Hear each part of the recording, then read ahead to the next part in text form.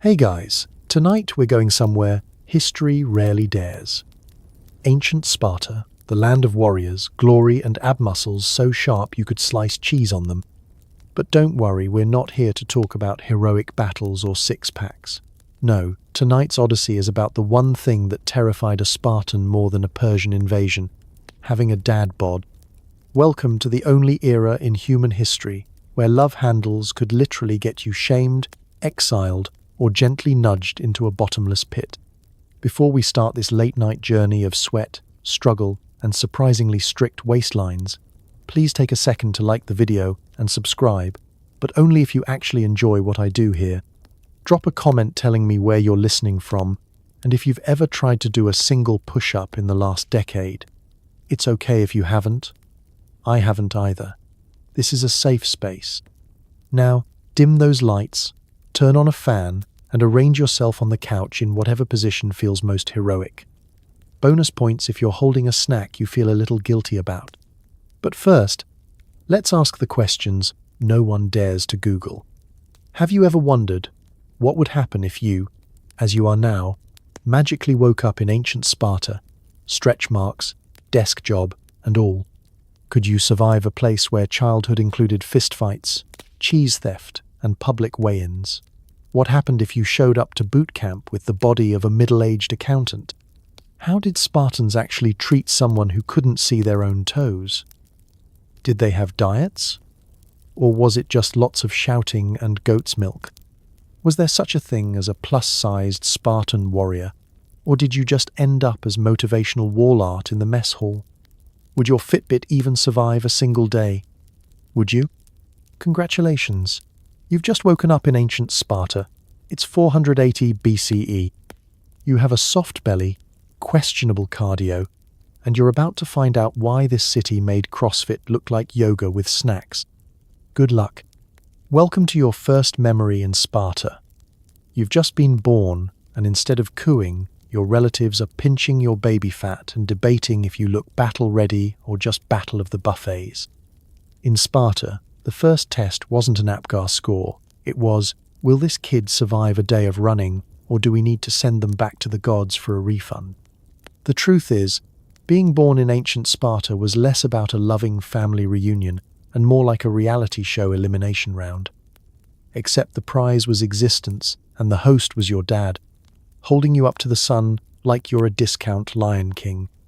Before you even get your first nap, a committee of elders, all grizzled, sunburned, and slightly terrifying, gathers to examine you for defects.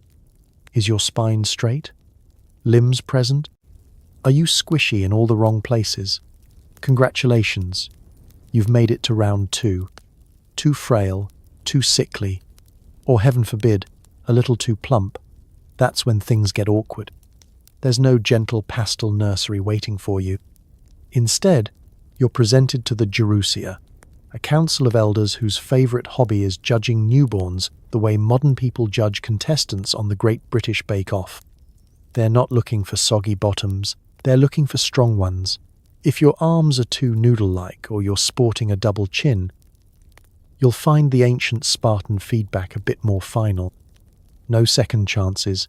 No, we'll see if he grows out of it. In Sparta, if you don't look ready to wrestle a goat, your career options immediately shrink to unfortunate footnote in local history. Let's talk about what these ancient talent scouts were looking for. In theory, the goal was a healthy, robust future warrior, not someone with baby rolls that would make a Michelin man jealous. Sparta needed a lean, mean fighting machine, someone who could run for miles, endure endless drills, and survive on food portions the size of a walnut. Baby fat was out, ripped baby abs, the dream. So they poked, prodded, and squinted, trying to guess if you'd one day strike fear into Athens, or just fear into the city's cheese supply. If you failed this inspection, the outcome was grim. A quiet trip out of town and a place in the infamous apotheke, the so-called place of rejection. Don't worry, I won't dwell on the details, but suffice it to say, the phrase sink or swim had a very literal interpretation. The ancient world was not known for its gentle parenting trends. No one was coming in with a soft blanket and soothing playlist. Spartan childhood started with a judgment and, if you were lucky, an invitation to keep going. Now, if you passed the test, congratulations. You've won the grand prize, a life of perpetual challenge, kale smoothies that taste like boiled grass, and relatives who will never let you forget that you were almost too squishy for greatness. From that moment forward, your parents took pride in raising you not as a cuddly bundle, but as an aspiring human shield. You're swaddled tightly, but not for comfort. No, it's to train your body to be straight and strong. No slouching in this house, kid. This is Sparta, not Athens. And while all of this sounds absurd, it was actually a weirdly logical, if brutal, system in a city built for war. Every mouth to feed was also a potential soldier. Resources were scarce, and only the strongest, healthiest bodies could help defend the city, or at the very least carry a sack of olives up a hill without passing out. A chubby baby was seen not as adorable, but as a future liability in the phalanx. So tonight, as you drift off to sleep, just imagine your own baby photos. Now picture a panel of stone-faced Spartans holding up scorecards while your grandmother argues for a recount. In ancient Sparta, the first weigh-in wasn't just a memory, it was your audition for life itself. And if you made it, the challenges were just beginning. Next up, childhood, where the cuddles end and the calisthenics begin. Sweet dreams, warrior. Forget birthday parties and cake. Your childhood is measured in daily weigh-ins and the constant terror of being called soft by a 12-year-old who already has a beard. If you were even a little chunky, congratulations. Every other Spartan child now has a new insult, and it's your name. Life as a Spartan child was less about hopscotch and more about hop on the scale. The ritual was as familiar as breakfast, except, of course, there was no breakfast. Instead, you lined up at dawn with your cohort, nervously fiddling with the hem of your tunic, praying your body hadn't betrayed you with a random growth spurt of the worst kind. Sideways. At the front of the line, a stern instructor, possibly sculpted from granite, waited with a look that said, "I have not smiled since the last Persian invasion." His job? Calling out numbers, frowning a lot, and recording your fate in a wax tablet so cold it practically shivered. These weigh-ins were not private affairs. Oh no. Privacy in Sparta was reserved for death and, occasionally, sneezing. Your classmates watched every moment, eyes gleaming with anticipation. Would today be the day you tipped the scales a little too enthusiastically? Would your sandal buckle groan under the pressure? If so, prepare for an onslaught of ancient Greek fat jokes, all delivered by children who could deadlift a small goat. In this world, the only thing heavier than your anxiety was the peer pressure. The Agoge, the famous Spartan school, thrived on the motto, "If it doesn't kill you, it will be written on your forehead forever." Each ounce over the expected weight was public knowledge. Too light, and you were called reed or breeze. Too heavy. The possibilities were endless. Cheese merchant, bread storage, future statue base. Once you earned a nickname, you'd better get used to it, because in Sparta, reputations were as sticky as olive oil on a white chiton. If you're imagining a supportive intervention, maybe a kind word from an adult or a secret treat from a sympathetic aunt, stop.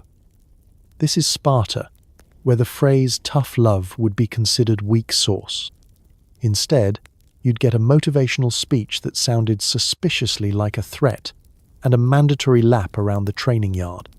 Extra laps for everyone who didn't look ready for battle, and double if you tried to hide behind the livestock. And let's be honest, there was always that one kid who did squats for fun, just waiting for you to mess up so he could demonstrate proper plank technique while you gasped for air.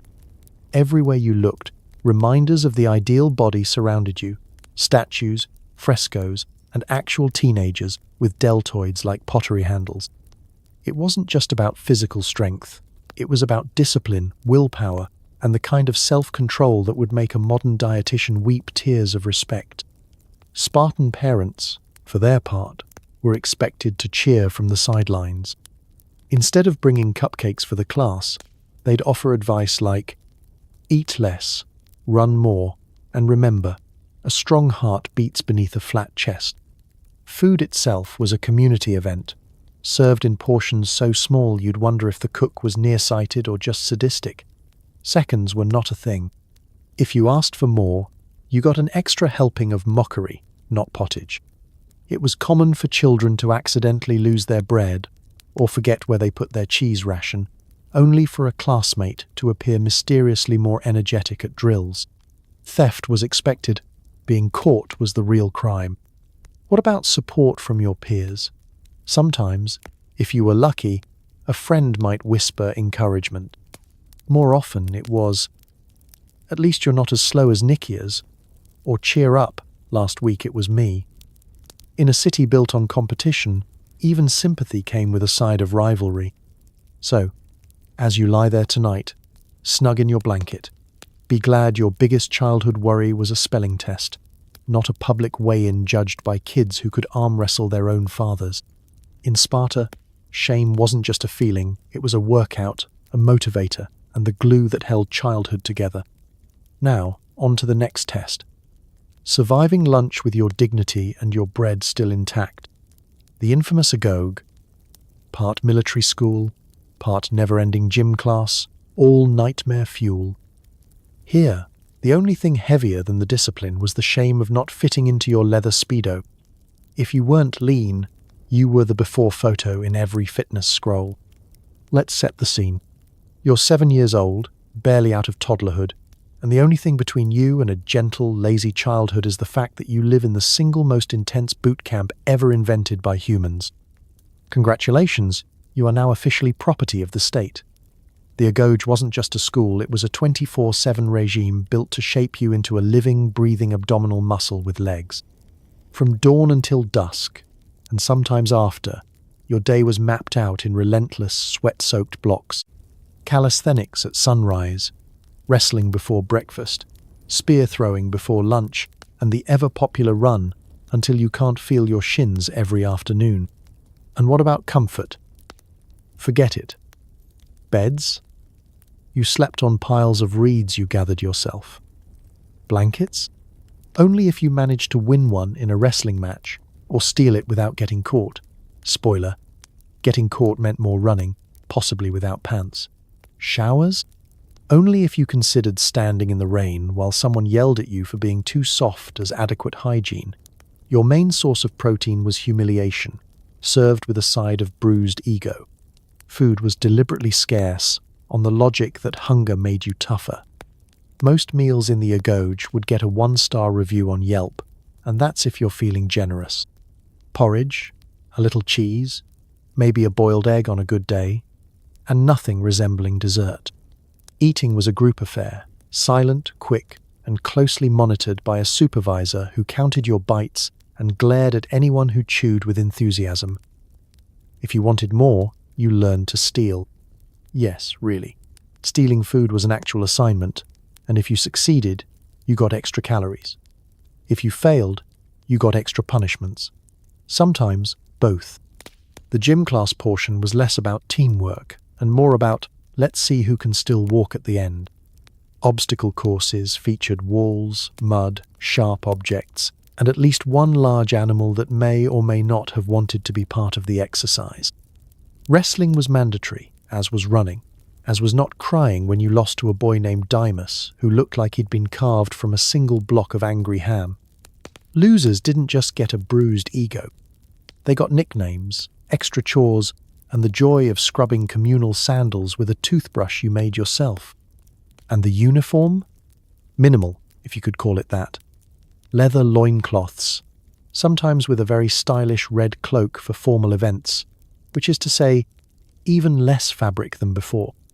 There was no way to hide your flaws. The Agoge believed in honesty, especially the brutally honest kind you feel in your bones.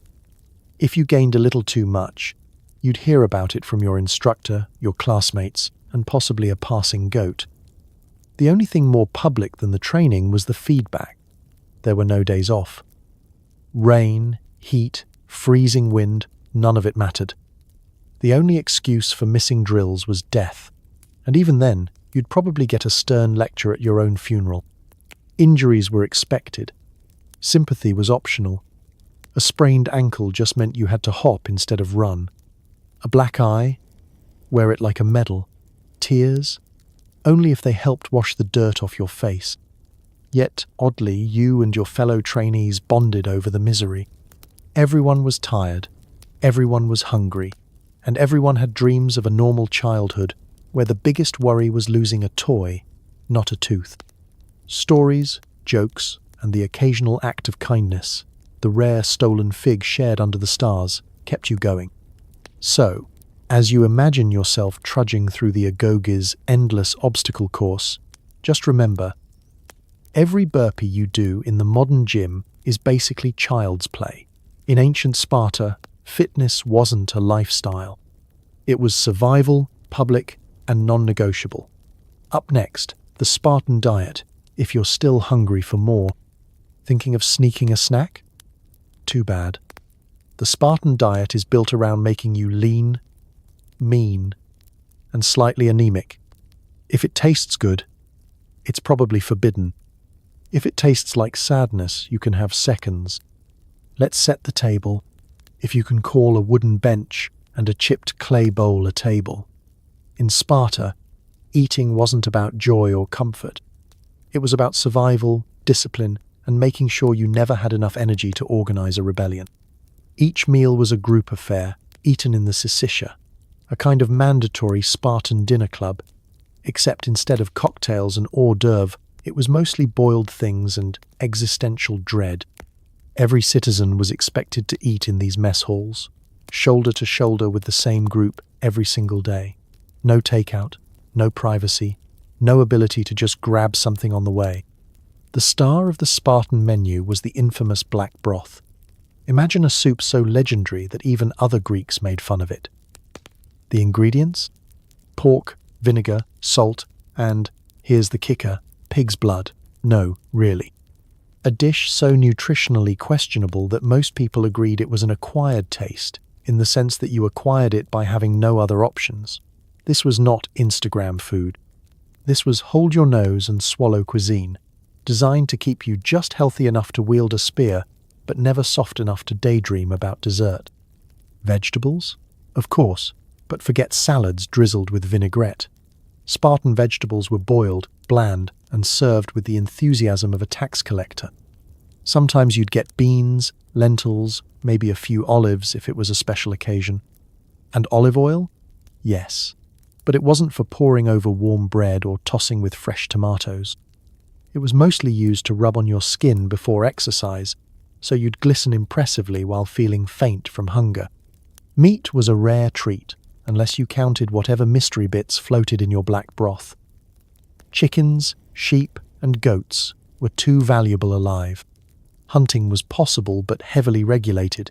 If you managed to bring home a rabbit, you were both lucky and probably hiding it from your dinner group, because sharing was compulsory, and so was the judgment. Now, let's talk about snacks. There weren't any. Spartans weren't allowed to just wander off for a honey cake or a secret handful of nuts. Food was rationed with all the generosity of a landlord measuring heating oil in February. If you were caught sneaking food, you could be fined, punished, or subjected to a lecture so stern it could curdle milk. Even as children in the Agoge, stealing food was encouraged, but only if you didn't get caught. If you failed, you'd get publicly shamed, lose your already meager rations, and possibly have to wrestle a goat for leftovers. Fruit? Sometimes if it was in season and nobody beat you to the orchard. Bread? Yes, but it was rough, dense, and made mostly from barley. Better for building walls than spreading jam. The best you could hope for was that your loaf didn't double as a blunt instrument. As for drinks, water was the mainstay, but even this was a gamble. Wine was watered down and given mostly to adults, just enough to keep everyone sociable and not enough to start a conga line. Strong drink was frowned upon. A tipsy Spartan was a weak Spartan, and there was nothing worse than being the guy who couldn't remember which end of the spear to hold. What about comfort food? There wasn't any. The concept of eating for pleasure was viewed with suspicion, as if too much flavor would sap your will to fight, or worse, encourage you to try poetry. Chewing was practical, not pleasurable. If you wanted a treat, you were told to imagine victory over Athens and let that warm your soul. So, next time you reach for a midnight snack, just remember, in ancient Sparta, comfort food was a concept as foreign as bubble baths or online shopping. If it tasted good, it was probably not on the menu. If it tasted like discipline, well, congratulations, seconds are available. Up next. What happens when you try to sneak a snack anyway? Caught with a stolen fig? Prepare for a public trial and a level of guilt that would put Catholic school to shame. The greatest sin in Sparta wasn't theft, it was calories. Welcome to the dark underbelly of Spartan society. Not gambling, not treason, not even singing off-key at the festival, but snacking. In most cultures, sneaking a treat is a rite of childhood, pilfering cookies from a jar or filching a slice of cake before dinner. In Sparta, it was closer to a felony. Here, hunger wasn't just an inconvenience, it was a lifestyle, a personality trait, and, for the bold, an ongoing criminal enterprise. The Spartan obsession with discipline extended directly to food. Every crumb was monitored. Your mess hall group watched you like hawks eyeing a particularly nervous mouse. Portion control wasn't about nutrition, it was about making sure nobody got any wild ideas about indulgence. If you managed to nab an extra olive, or even dream of a spoonful of honey, you'd better hope the gods were looking the other way. Because if your neighbor noticed, you were done. There was always one kid in every group who relished the chance to tattle, preferably in front of the elders. Nothing made a 12-year-old Spartan happier than snitching on someone for unapproved fig possession. Being caught meant you'd face a ritual humiliation so thorough it could be used as a teaching moment for generations. Your fellow trainees would line up to mock you, creatively at first and then just loudly. A public trial could be called, where your crime was recited like a tragic poem. On this day, Leonidas, son of Anaxandrides, did take unto himself one fig, not allotted by the state, and did eat thereof in secret. The punishment? Not just a lecture, though there was always a lecture. You might lose your meagre rations, be assigned extra chores, or, worse yet, be forced to demonstrate for the group just how fast you could run on an empty stomach. There was also the psychological warfare. Spartan elders had developed the art of guilt into an Olympic event. They would look you in the eye and remind you that every unauthorized snack made you weaker, softer, and less worthy of standing in the phalanx. A single almond could, apparently, bring down the entire military machine. You'd start to wonder if your future grandchildren would be ashamed, or if the family olive tree would wither out of embarrassment. And yet, the temptation was always there. Figs grew wild, grapes beckoned from vines, and a well-hidden loaf of barley bread might call out to you in your dreams. Many a trainee spent long, hungry nights devising elaborate snack heists, digging secret stashes behind the bathhouse, trading pebbles for crusts of bread, or forming brief alliances with kitchen boys in hopes of a lick of honey. The greatest thieves became local legends. Remember Dymas, the boy who smuggled an entire cheese wheel under his cloak? Heroic. He also spent a week scrubbing sandals and was known as Dymas the dairy betrayer ever after. The paradox was that stealing food was almost encouraged, but only if you got away with it. Success was seen as cunning and resourceful, traits the Spartans valued. Failure meant you needed more discipline and less cheese. The lesson: the world was unfair, but at least you learned to move quietly and hide things well. Two vital skills in any military campaign, or for avoiding the family dietitian. Next time you reach for an unapproved midnight snack, just imagine a chorus of stern, hungry Spartans peering through your kitchen window, ready to drag you into the light for your Snaccus Maximus crimes. In ancient Sparta, the only thing sweeter than honey was not getting caught. Up next, the cheesiest rite of passage in human history, literally. Sparta's most bizarre fat-burning tradition. Stealing cheese from an altar while other kids whip you. Get caught moving slow? You're basically a charcuterie board for pain. Let's paint the scene. You're an adolescent Spartan, not yet old enough to vote, but already old enough to know that cheese is more dangerous than any enemy army. The rite of passage is simple in concept, horrifying in practice. You and your fellow trainees line up at the temple of Artemis Orthia. In front of you, on the sacred altar, lies a generous pile of cheese, yes, actual cheese, the ancient world's equivalent of a 5-star dessert cart. It gleams in the sun like the holy grail of snacks, while your stomach, empty since yesterday, rumbles so loudly you're sure even the gods can hear it. Now here's the catch. Between you and this dairy bounty stands a gauntlet of older boys, each one armed with a whip and the encouragement of the crowd. Your job is to sprint through, snatch a piece of cheese from the altar, and make it out alive. Their job? Make sure that if you want that cheese, you're going to have to work for it. It's less pick up a treat, more run the world's worst version of American Ninja Warrior, sponsored by lactose and sadism. This wasn't just a random game.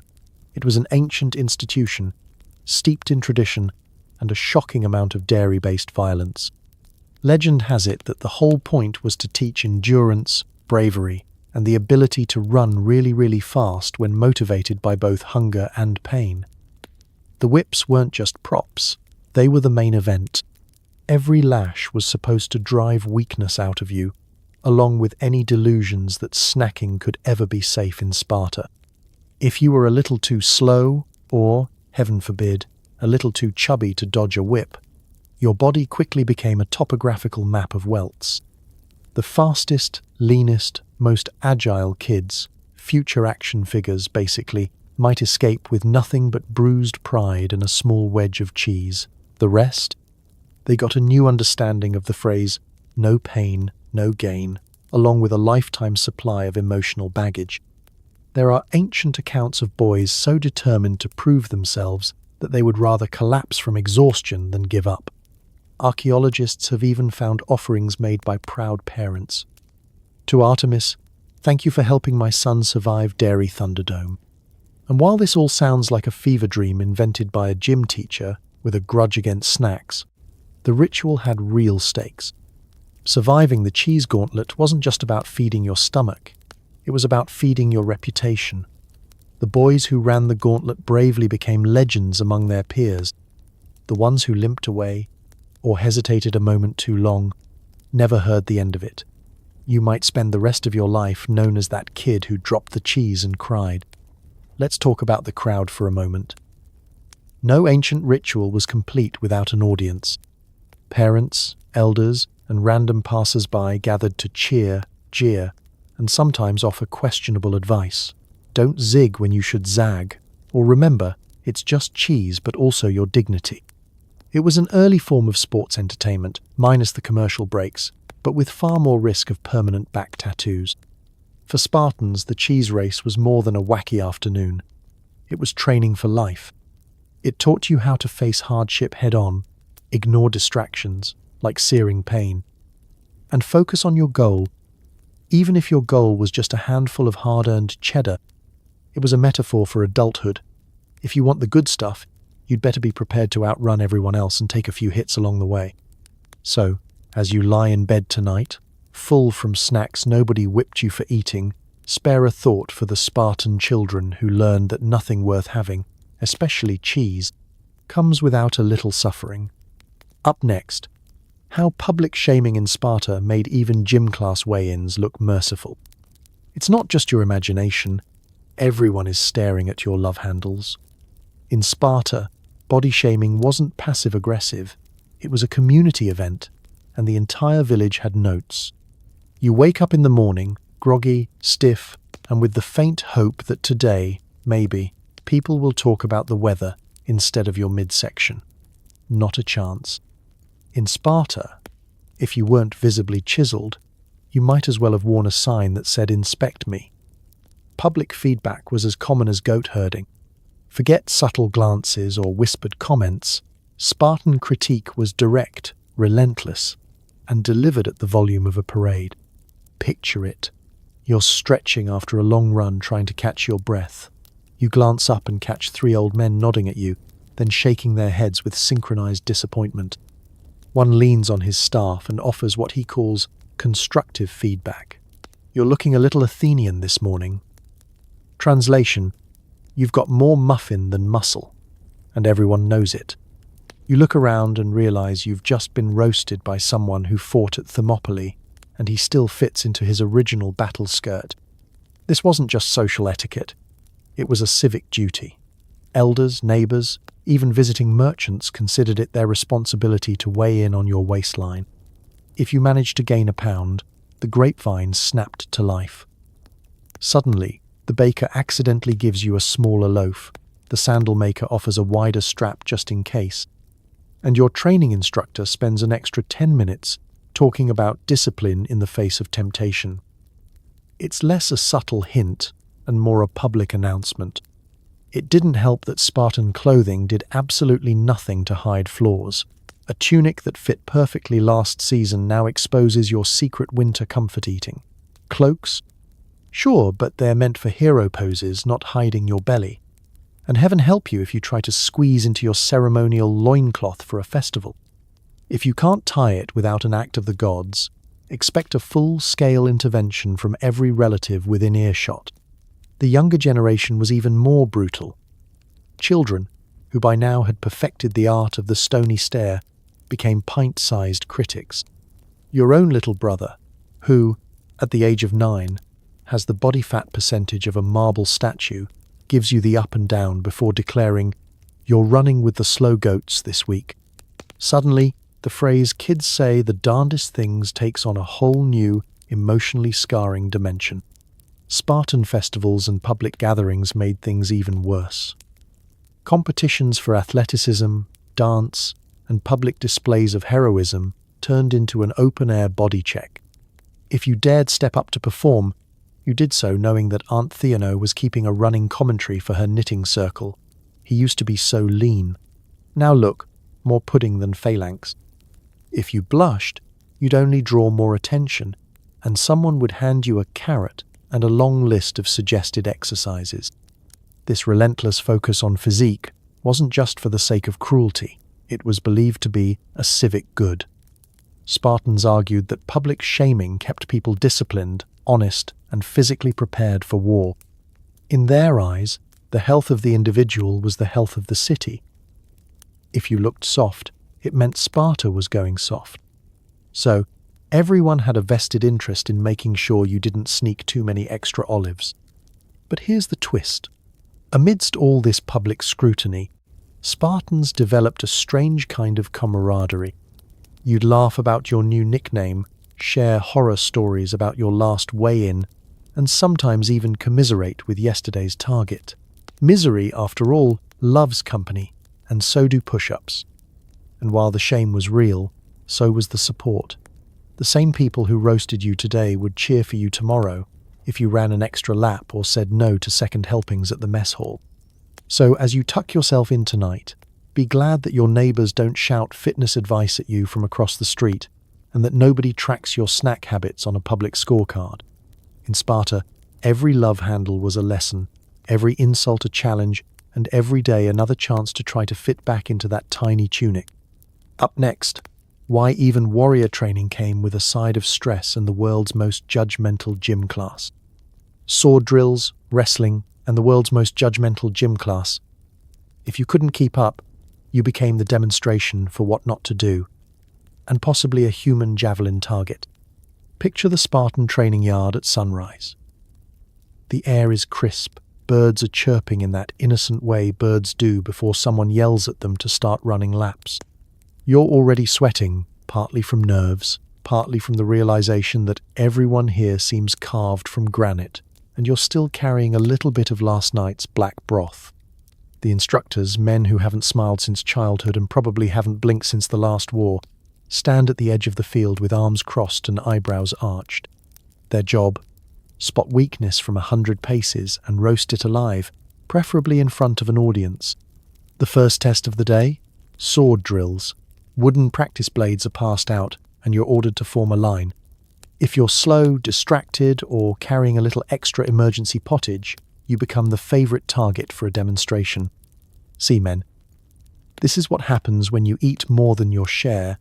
Your footwork slows, your balance is off, and you get hit with a stick. At least that's the polite version. Usually, it's just move, or you're meat for the dogs. Wrestling was next, and if you thought your love handles would go unnoticed, think again.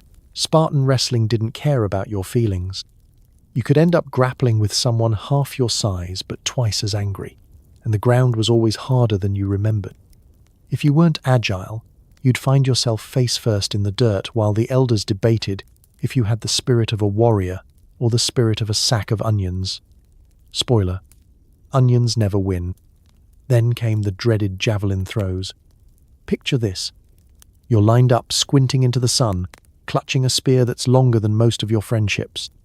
The goal is to throw it as far as possible, preferably without skewering a fellow trainee. The reality?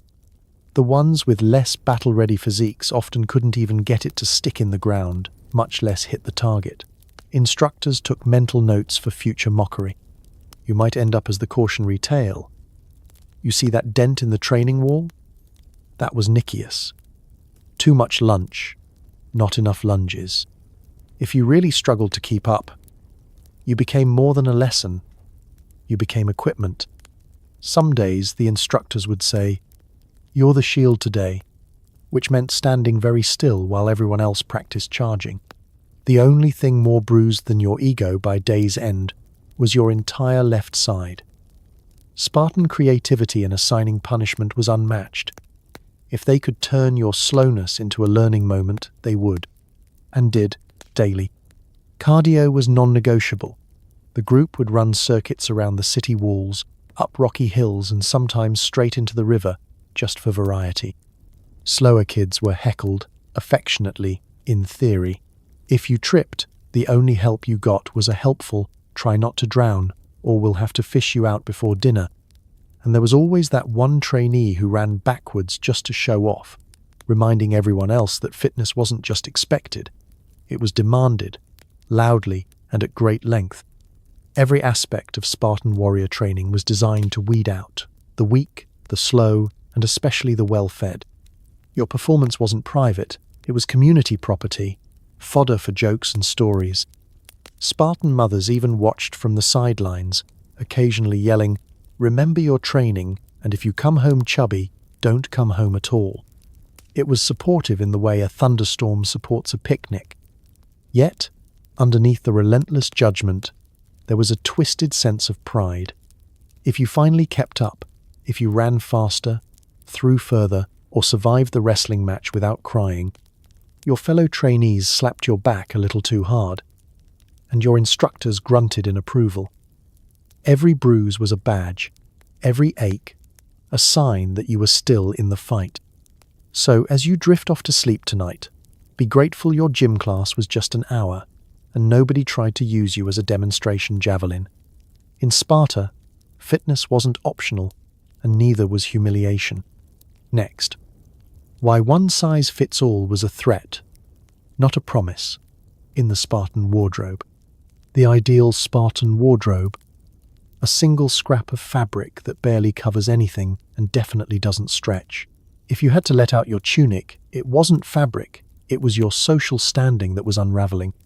Let's begin in the communal dressing room, which is really just the corner of your barracks where everyone's business is on full display, literally and figuratively. There are no closets, no walk-in wardrobes, and definitely no elastic waistbands. Spartan clothing was as unforgiving as the society itself. Every morning you're greeted with a reminder: style is for the weak, and comfort is for the dead. Your outfit is the same one you wore yesterday, and the day before, and every day for the last year. It's a chiton, a rectangle of rough wool, pinned at the shoulders and cinched with a cord if you were feeling fancy. Fashion Week in Sparta was basically a series of lectures on not being noticed. Here's the catch. Your chiton isn't supposed to fit comfortably. If you're able to relax in it, you're probably doing something wrong. The cut is straight, the wool is scratchy, and the fit is aspirational. Too loose? You're accused of sloppiness. As if you've given up and might as well join the Athenians with their flowing robes and dangerous ideas about bath salts. Too tight? Now you've got everyone's attention, and not in a good way. There's no such thing as body positivity in Sparta. If the seams are straining, so is your reputation. The most iconic garment, of course, was the red cloak, or himation. This was more than just a cape. It was a social status indicator, military uniform, and all-purpose picnic blanket. The cloak was worn draped over one shoulder, signalling that you were ready for war or at least an aggressively brisk walk. If your cloak couldn't wrap fully around your midsection anymore, word would spread like wildfire. It meant you'd either been skipping drills or sneaking extra olives, both cardinal sins. In a world where fabric was valuable and tightly rationed, letting out a seam was as scandalous as turning up to mess hall with freshly oiled hair. Spartan footwear was a joke, usually sandals with stiff leather straps that cut into your ankles and did absolutely nothing for your arches. Some Spartans didn't bother with shoes at all, choosing instead to let their calluses do the heavy lifting. This was another way of showing off toughness. The more your feet looked like an old tree root, the more respect you got. But beware, if your sandal ties snapped, the last thing you wanted was for people to think it was because your calves had outgrown their station. Formal wear? Don't get your hopes up. Festival dress just meant your one tunic might be freshly patched. If you were wealthy or distinguished, maybe you'd get a new wool cloak every decade or so. But for the average Spartan, fashion meant trying not to bleed on your only outfit during wrestling practice. Laundry was a rare treat, usually reserved for the rain. Here's where the humiliation comes in. Once a year, the elders would inspect everyone's tunics. If yours was suspiciously roomy, they'd accuse you of Athens syndrome, being more concerned with comfort than conquest. But if it was snug, you'd get a long speech about the dangers of overindulgence and how soft bodies make soft cities. Either way, your laundry day just turned into a public debate on your self-control. For Spartan women, the dress code was just as strict, but with even less fabric. The ideal was a short, athletic tunic that allowed freedom of movement and also made sure everyone knew how many laps you'd skipped that month. Modesty was less important than muscles. A bit of bicep popping out of your sleeve was considered the height of elegance. So tonight, as you snuggle under a mountain of stretchy pajamas and oversized hoodies, give thanks for modern fashion and the magic of drawstrings. In Sparta, if your clothes fit, you'd failed. Up next. Why a visit to the bathhouse wasn't about relaxing. It was about surviving public humiliation with extra steam. Picture a gym locker room with more yelling, more oil, and more people watching you awkwardly try to suck in your stomach. Welcome to the Spartan bathhouse, where modesty goes to die. Bath time in Sparta wasn't the relaxing, spa-like escape you might dream of after a long day of public body shaming. Instead, it was more like the ancient world's version of a judgmental open mic night, set to the background track of enthusiastic scrubbing and the occasional cry of, "That's not how you clean a shield." Instead of bubbles and lavender, the air was thick with steam, sweat, and the unmistakable tang of olive oil, because if you weren't clean, at least you were shiny. Let's set the scene. The bathhouse was a long, echoing chamber, where privacy was left at the door, along with your dignity. Dozens of bodies crammed together on stone benches, every inch of you, and everyone else, on full, unfiltered display. The sound of splashing water, slapping skin, and very loud, unsolicited advice echoed from the tiles. There's a constant chorus of scrub harder, don't be gentle, you'll never get that mud out, and the ever-popular, suck it in, Leonidas. Washing was a communal event. Nobody got to bathe alone, unless you were so unpopular that even the bath rats avoided you. There was a single big basin for everyone, plus a few smaller tubs for the lucky or politically connected. Cold water, if you were slow. Lukewarm, if you hustled. If you were hoping for hot water, forget it. Heat was for the weak, or for Athens. Here, The bath was a test of endurance, like everything else in Spartan life. Soap? Not really. The weapon of choice was olive oil, which you'd slather on your body and then scrape off with a curved metal tool called a strigil. The logic was that dirt and dead skin came off with the oil. In reality, you just ended up with a slick, slightly more fragrant version of yourself and a pile of unappetizing skin chips. There's nothing like locking eyes with your neighbor while you both furiously scrape your thighs, pretending not to notice who's trying the hardest to look casual and who's losing the battle with gravity. And then there's the public commentary.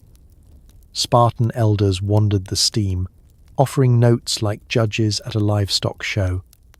Looking a bit plump, Glaucon. More running tomorrow, or try not to get oil on your cloak, that's the only nice thing you own. Even your peers joined in, competing to invent the cruelest nicknames. Anyone with an extra roll or two quickly became the olive barrel, double chiton, or, if you were truly unlucky, the amphora. The social hierarchy of the bathhouse was clear. The leanest, fittest Spartans lounged nearest the entrance, basking in the approving stares of others and the slightly less polluted air. The rest of us tried to blend in near the back, avoiding the elders' gaze and hoping the steam would blur our outlines just enough to hide our winter weight. Of course, competition never paused. Bathing could turn into an impromptu wrestling match or a push-up contest, because why not combine hygiene with humiliation?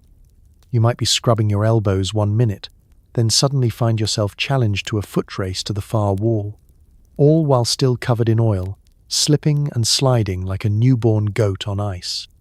Yet, beneath all the chaos and commotion, there was a sense of camaraderie. You joked about who could squeak the loudest on the wet floor, who could balance longest on 1 foot, who could escape without getting the talk from an elder. Survive the bathhouse, and you emerged shinier, slightly cleaner, and perhaps just a little bit tougher. So tonight, when you enjoy a hot private shower, no commentary, no audience, and no olive oil, give thanks for doors that lock and towels that actually cover everything. In Sparta, modesty wasn't just dead, it was slippery, steamy, and very, very loud. Up next, why fasting was the real breakfast of champions, and why seconds were a myth best left to philosophers. You think skipping breakfast is hard? Spartans invented intermittent fasting but forgot to ever stop. The only thing scarcer than food was sympathy for your growling stomach. Let's set the mood. It's dawn in Sparta, and your stomach is already auditioning for the lead role in an opera about suffering. The sun's barely up, but you're awake, dreaming of pancakes, toast, or anything other than the empty air you're chewing. Breakfast? Not in Sparta. Here, breakfast was considered a decadent luxury, something Athenians did before composing poems about their feelings. For you, there was only the promise of discipline and, if you were lucky, a whiff of last night's broth lingering in the air. Spartan eating was a delicate dance between barely enough and you must be joking. Meals were scheduled, measured, and always taken with your mess group in the Syssitia. There was no wandering into the kitchen for a midnight snack. The kitchen was off, limits, guarded more fiercely than the city gates. Even the concept of seconds was about as mythical as a polite traffic jam in ancient Sparta. Food was rationed so tightly that anyone caught hoarding or asking for more became an instant cautionary tale. Remember Nicandros? Asked for another olive and was put on carrot duty for a month. Fasting wasn't just for religious days, it was built into Spartan life. The theory was simple. Hunger sharpens the body, the mind, and the spirit. The reality? Hunger mostly sharpened your ability to daydream about food. Yet, everyone participated. If you felt faint during morning drills, the instructor just shouted, "Good! Your body is learning to survive on less." The only thing less filling than the portions was the sympathy from those around you. Complaining about hunger was like admitting you missed your ex, technically allowed, but deeply unwise in public. And yet, every now and then, the rules changed. Spartan feasts were legendary, but mostly for their rarity. Religious festivals, athletic victories, or the odd visit from a neighbouring dignitary meant the tables actually groaned under the weight of food for once. Meat was served, wine flowed, and even the black broth tasted slightly less like regret. On these rare nights, you could eat until you were genuinely full, at least until someone reminded you not to disgrace yourself by looking too happy about it. The elders sat in judgment, making sure nobody got festival fat before dawn. These feasts weren't just about indulgence, they were tactical morale boosters. After weeks of turnips and diluted vinegar, a roasted goat could inspire loyalty to the city and maybe even the illusion that Spartan life wasn't entirely built around self-denial. But the next day, it was straight back to fasting. Any weight gained during the feast was seen as a personal challenge from the gods, a dare to run it off before anyone noticed. There was no such thing as comfort food. If you were sad, you were told to exercise. If you were celebrating, you were told to exercise more. Even birthdays, assuming anyone remembered, were marked with a stern handshake and a reminder not to slack off. Sweet treats existed, but you were more likely to see a unicorn than taste Spartan honey cakes. And if you did manage to sneak something sugary, it came with enough side-eye from your mess group to curdle your next 3 meals.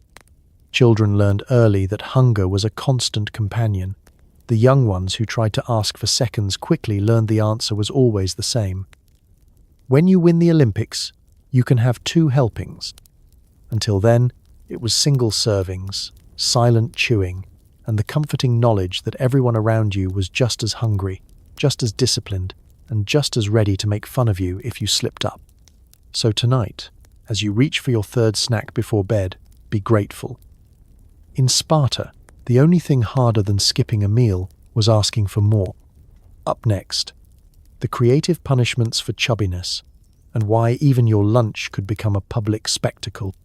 In Sparta, being overweight could mean extra drills, public ridicule, or, in extreme cases, a forced jog to the nearest cliff for a quick motivational talk with gravity. Let's not sugarcoat it, because sugar was definitely not on the menu.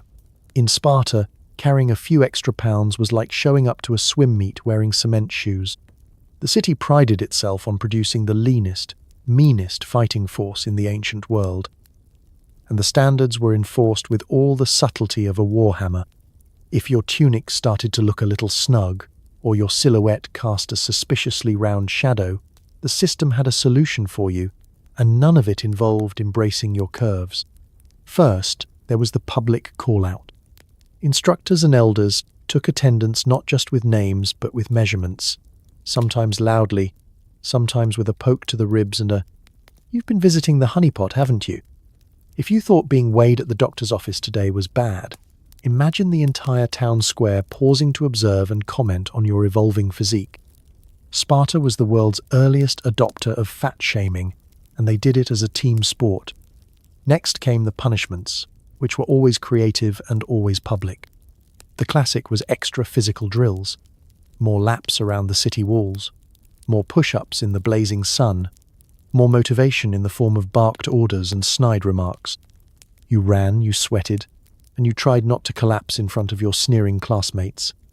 "You're not tired, you're just shedding excuses," was a popular refrain, right up there with, "If you can pinch it, you can sprint it off." If the drills didn't produce immediate results, and let's face it, not much does overnight, the elders would escalate. Public ridicule was the next tool. It wasn't just limited to the Agoge or the mess hall. Your mother would get a talking to, your neighbours would shake their heads, and the entire city would treat you like a cautionary tale. Children would chant new nicknames, merchants would refuse to sell you extra bread, and the local sandal maker might accidentally measure your foot wrong, just to make a point. On especially dire occasions, say, you'd been caught filching olives from the storeroom or your cloak looked like it might burst at the seams, the punishments got more theatrical. Spartan instructors believed in the motivational power of cliffs. No, they weren't actually tossing you off, but you'd be ordered to jog to the nearest one at full speed. The message was clear: get moving, or the city will move you. It was the ancient world's most terrifying fun run, And nothing made you rethink your snack habits quite like staring down a rocky drop while the elders cheered on your cardio. The philosophy behind all this was simple. A fit Spartan was a strong Spartan. Extra weight wasn't just seen as laziness, but as a weakness that could jeopardize the safety of the phalanx and therefore the entire city. In battle, every warrior depended on the speed, agility, and endurance of those beside them. A slow or exhausted soldier was a liability, and nobody wanted to be the reason Sparta had to invent a new word for tragic defeat. And yet, in this parade of punishments, there was a certain dark humor. The leanest instructors were sometimes secretly envious of your ability to store up for the winter. Older citizens would remember the feast days when even they overindulged, and more than one Spartan hero was rumored to have a fondness for midnight figs. If you survived the ridicule and the extra laps, you earned a weird sort of respect, proof that you could take a beating and keep running. So as you lounge tonight, safe from public weigh-ins and motivational cliffs, remember, in Sparta, punishment for chubbiness was more than just a stern look. It was a full-body experience, guaranteed to get you moving, if only to avoid the next round of ancient Greek cardio. Up next, how military service made sure your waistline and your courage stayed razor-sharp. Congratulations! You survived childhood, and now you're a full-time soldier. Here, your weight is constantly monitored. Too slow on a run? That's not sweat. It's pure fear. Welcome to adult Spartan life, where the fun really begins. You've graduated from the Agoge, collected your one congratulatory slap on the back, and joined the professional ranks. The city now expects you to maintain peak physical condition until you're old enough to retire, or, more realistically, until you drop dead mid-sprint. There's no letting yourself go in your 20s. No, I deserve a treat after a long campaign. The closest you get to a cheat day is when your enemy runs slower than you. Every morning starts the same. You and your unit assemble in a dusty square, boots, finally, laced up, tunics as tight as ever, and eyes warily scanning the horizon for the day's inspector. These were not the friendly PE teachers you might remember. These were men who measured your worth in miles and muscle mass. The morning checkup was less about hygiene and more about, do you still fit into your armor, or do we need to let out the leather? For the record, nobody ever wants to be that guy. Your daily routine reads like a list of ways to make a grown man cry. Running, endless running, across rocky fields, up hills, down into muddy gullies, and, on special occasions, through rivers, just to spice things up. If you lag behind, it's not just your lungs complaining. It's your reputation, your honor, and possibly your next week's rations, all evaporating in the sun. Nobody waits for you. Spartans believed if you couldn't keep up, you couldn't keep the city safe. Instructors had a sixth sense for sluggishness. The moment you started to pant, they'd appear behind you, barking encouragement. Move! Even the Persians ran faster than that. Strength training was just as merciless. Each warrior learned to carry not just a shield and spear, but the crushing expectation of being the leanest machine on the battlefield. Squats with rocks, push-ups with a friend sitting on your back, and the classic hold your shield out until your arms tremble, because nothing says military readiness like being one bicep curl away from collapse. Bodyweight exercises? Try body-shaming exercises, where the heaviest soldier gets volunteered to demonstrate why snacks are a tactical weakness. Let's talk about the rations. The military diet was still as bleak as ever. Black broth, a hunk of bread, a few olives, and, if you'd survived a victorious skirmish, maybe a shred of goat.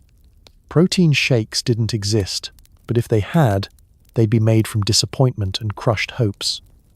Second helpings were for heroes, real heroes, not just those who told good stories after training. But the pressure didn't end at the dining table. Armor was designed to fit tightly, making every spare ounce of flesh a public announcement. Spartans didn't just judge themselves, they judged each other, forming a support group where support looked a lot like relentless mockery. If you tried to blame your shrinking breastplate on laundry, someone would offer to help stretch it out, usually with a pointed comment about portion control. Yet, oddly, the whole system worked. Spartan soldiers, hardened by the constant threat of being shamed into an extra sprint, became the terror of the ancient world. There were no slackers in the phalanx. Every man was expected to be a wall of muscle, discipline, and just enough paranoia to make sure nobody caught him sneaking a snack. So as you tuck in tonight, comforted by the fact that your only battle tomorrow is with your alarm clock, remember, in Sparta, military service was an endless boot camp with actual boots, actual fear, and not a single day off for good behavior. Next up, what happened to Spartans who were a little larger than life, and the rare few who managed to make it work in their favor? Every now and then, a big Spartan made it work, using sheer mass as a weapon. But for most, extra weight meant extra trouble, unless you could out-wrestle a bull or hurl a discus further than your critics could run. In a city obsessed with leanness and stamina, being a plus-sized Spartan was a little like showing up to a vegan potluck with a roast pig. Everyone notices, and nobody knows quite what to do with you. The cultural expectation was clear: hard muscles, no softness, and a silhouette sharp enough to cut the enemy's morale. Yet, ancient sources hint that Sparta occasionally made room for a big guy, as long as that extra bulk came with an extra helping of sheer power. Take wrestling, for example. In most Agoge drills, the lightest, fastest kids darted circles around their bulkier classmates. But once the wrestling matches began, suddenly, a bit of extra padding became a superpower. If you could pin 3 boys with a single sit-down or block a charging opponent with the elegance of a falling boulder, you could turn jeers into cheers. Spartans loved a good underdog, especially if that underdog could toss the champion across the sand like a sack of barley. For a few glorious minutes, size was celebrated, especially by the parents in the crowd who secretly worried their own sons were growing horizontally. Still, outside the wrestling pit, life for a larger Spartan was anything but easy. There were the daily public weigh-ins, the pointed remarks from elders, and the endless supply of creative nicknames. Mountain, Shield Wall, the breadwinner, and that was just from your best friend. Your instructors, however, rarely saw the humour. If you were heavy, you ran extra laps, endured double drills, and served as a living lesson in what happens when you trust the dessert tray. Public meals became a balancing act. Do you eat your fill and risk a chorus of snickers, or do you push away your plate and hope no one remembers the time you snapped a practice spear just by leaning on it? Yet, Spartan society had a grudging respect for anyone who could make their size work for them. If you were strong enough to carry 2 hoplite shields, or brave enough to take the front line in the phalanx, some of the ridicule faded into admiration. There are tales, probably exaggerated, but let's pretend, of Spartans so massive that the enemy would surrender rather than try to run around them. Mothers would whisper, "Eat, so you'll grow strong like Ajax," carefully omitting the part about Ajax also running his own olive press with his bare hands. Sometimes, a larger Spartan could find his niche as a festival strongman. Contests involving stone lifting, discus hurling, or even the ceremonial throw a goat, don't ask, became their time to shine. The applause was genuine, even if it came with a side of, "Let's hope he never sits on my bench." For a brief moment, mass was might, and the usual rules of Spartan body culture took a backseat to sheer spectacle. Still, most plus-size Spartans knew that society's tolerance was as thin as their tunics. For every strongman revered for his feats, there were 10 others pushed to lose weight, join the long-distance running team, or hide in the back row during dance festivals.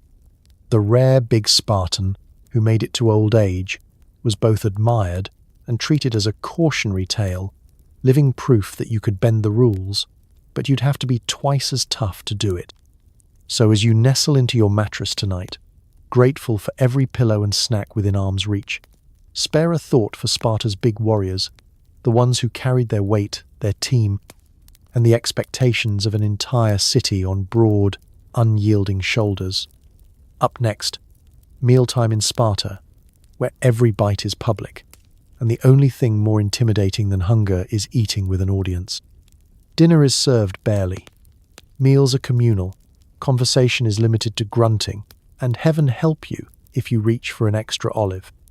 Imagine this: you're bone, tired, starving, and hoping for something, anything, better than another bowl of black broth. But in Sparta, mealtime isn't just about food. It's about discipline, surveillance, and being judged by an entire jury of your not-so-peers.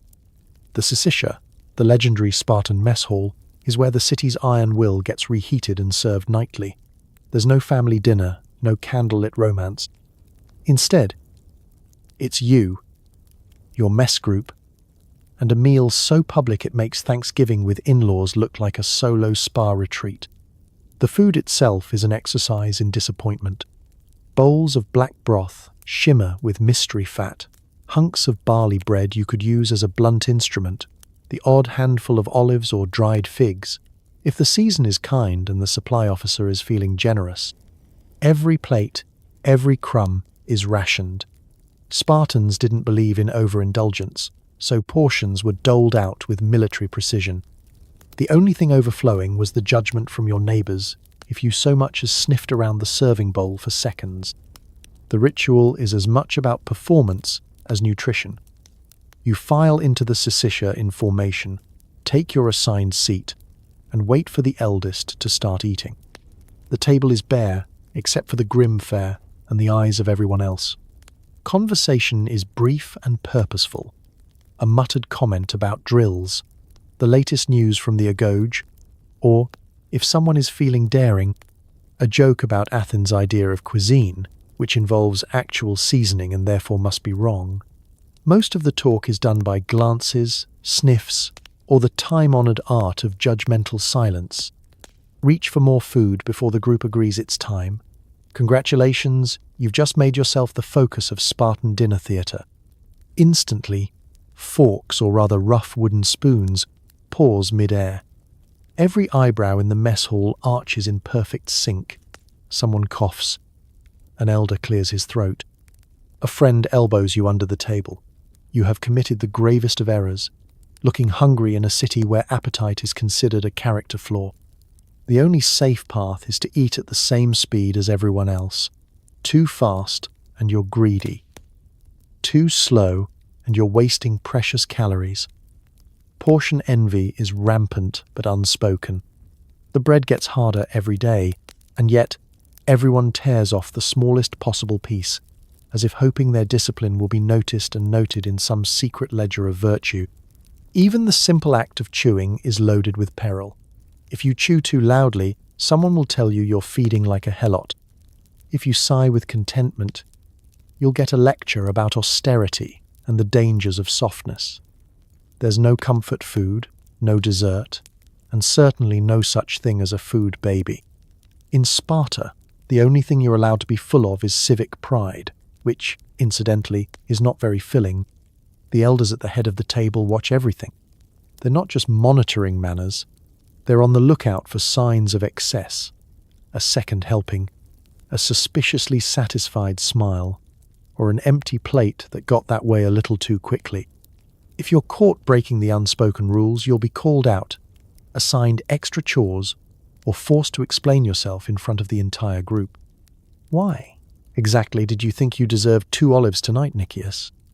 Still, as brutal as it all sounds, there's a strange comfort in the ritual.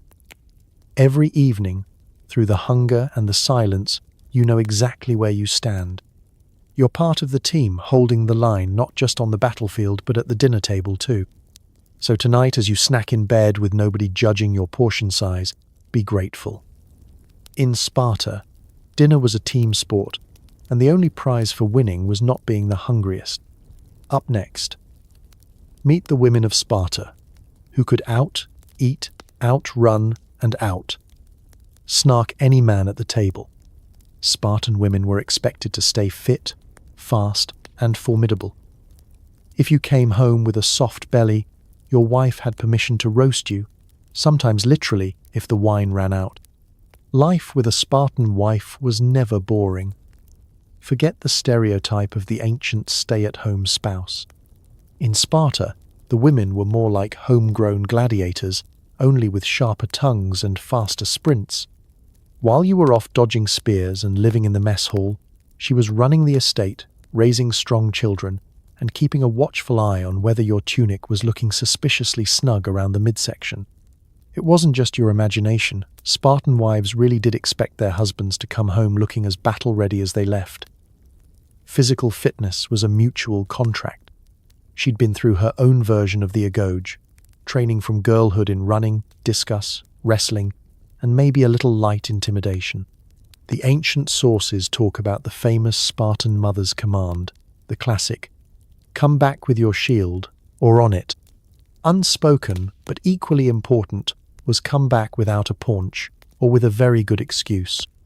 Marriage in Sparta was a partnership built on mutual endurance and accountability. After all, Spartan women owned land, managed the household, and had the right to inherit property. They were as much your supervisor as your sweetheart. So if you dragged yourself home after months in the field, belly just a bit rounder, your wife would be the first to notice. If you tried to hide your softness under that famously red cloak, she'd whip it off and laugh. When did you start storing rations for the winter? If the wine flowed, the jibes only got sharper. More bread tonight, dear? Or are you just practicing for next year's cheese gauntlet? Domestic disputes in Sparta were less about who forgot to take out the trash, and more about who lost the family wrestling match. Some couples settled their arguments with foot races. Others preferred arm wrestling. Or, if things really got heated, competitive cheese consumption, with the winner earning bragging rights and the loser assigned to morning chores. Women in Sparta were legendary for their directness. Ancient historians, most of them men from softer, more wine-soaked Greek cities, couldn't get over the bluntness of Spartan wives. They spoke openly in public, cracked jokes at men's expense, and took pride in their own fitness. The expectation was simple. If she could run a mile and hurl a javelin, so could you. And heaven help you if you let yourself go. In other Greek cities, dad bod might be the fashion. In Sparta, it was grounds for intervention. The social pressure was real.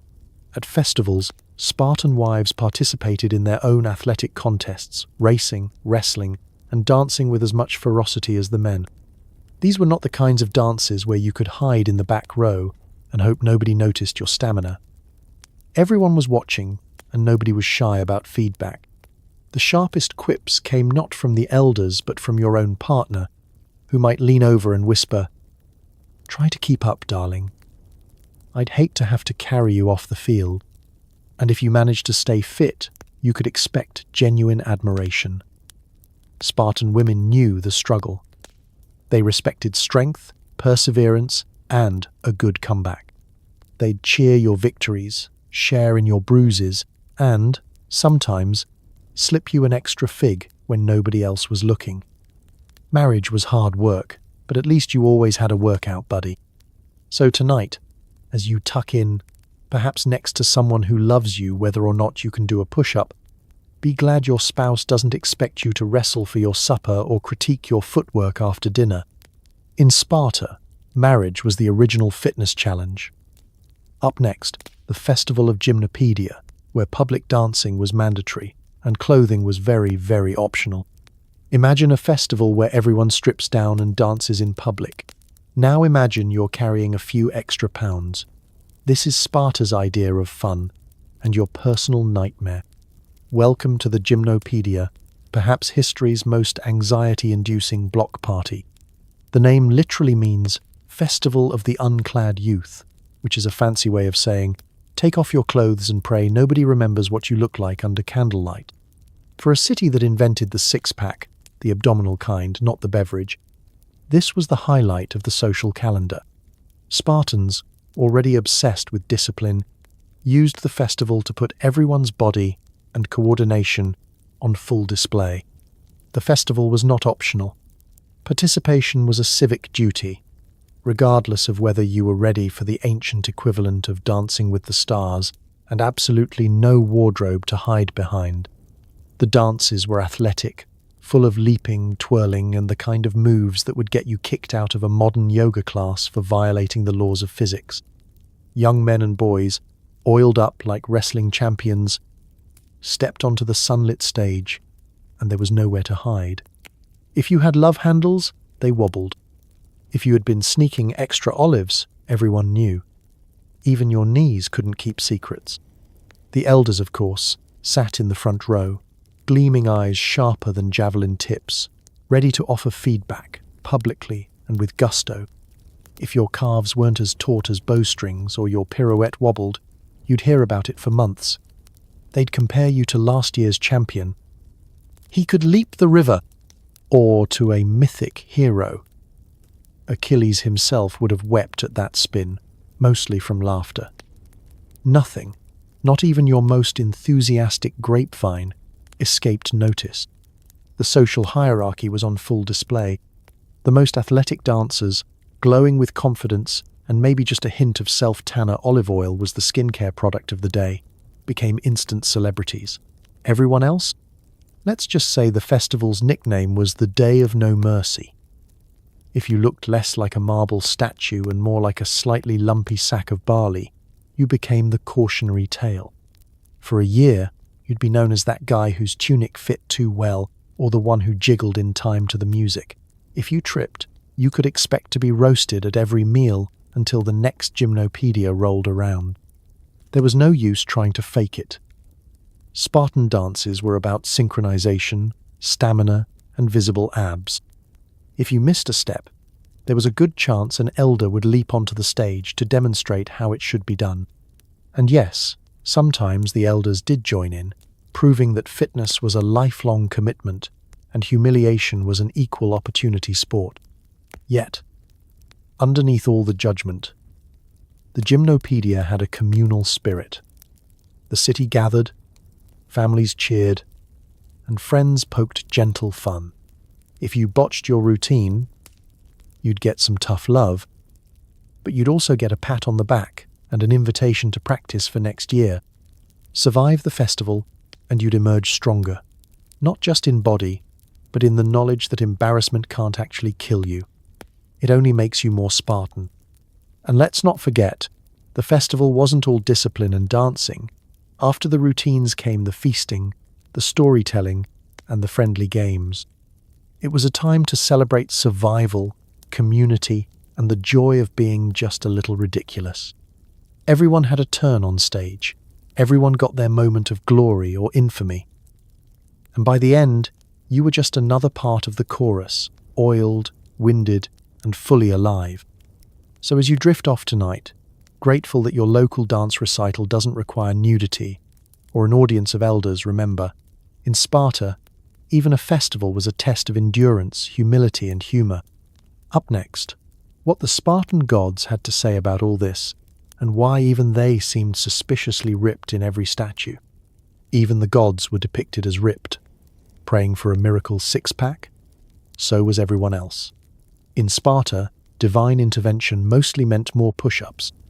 Step into the temples of ancient Sparta, and you'll notice something peculiar. Every statue, every painted urn, every sacred altar carving looks like it's sponsored by a protein shake company. The gods were not only immortal, but apparently immune to carbs and water retention.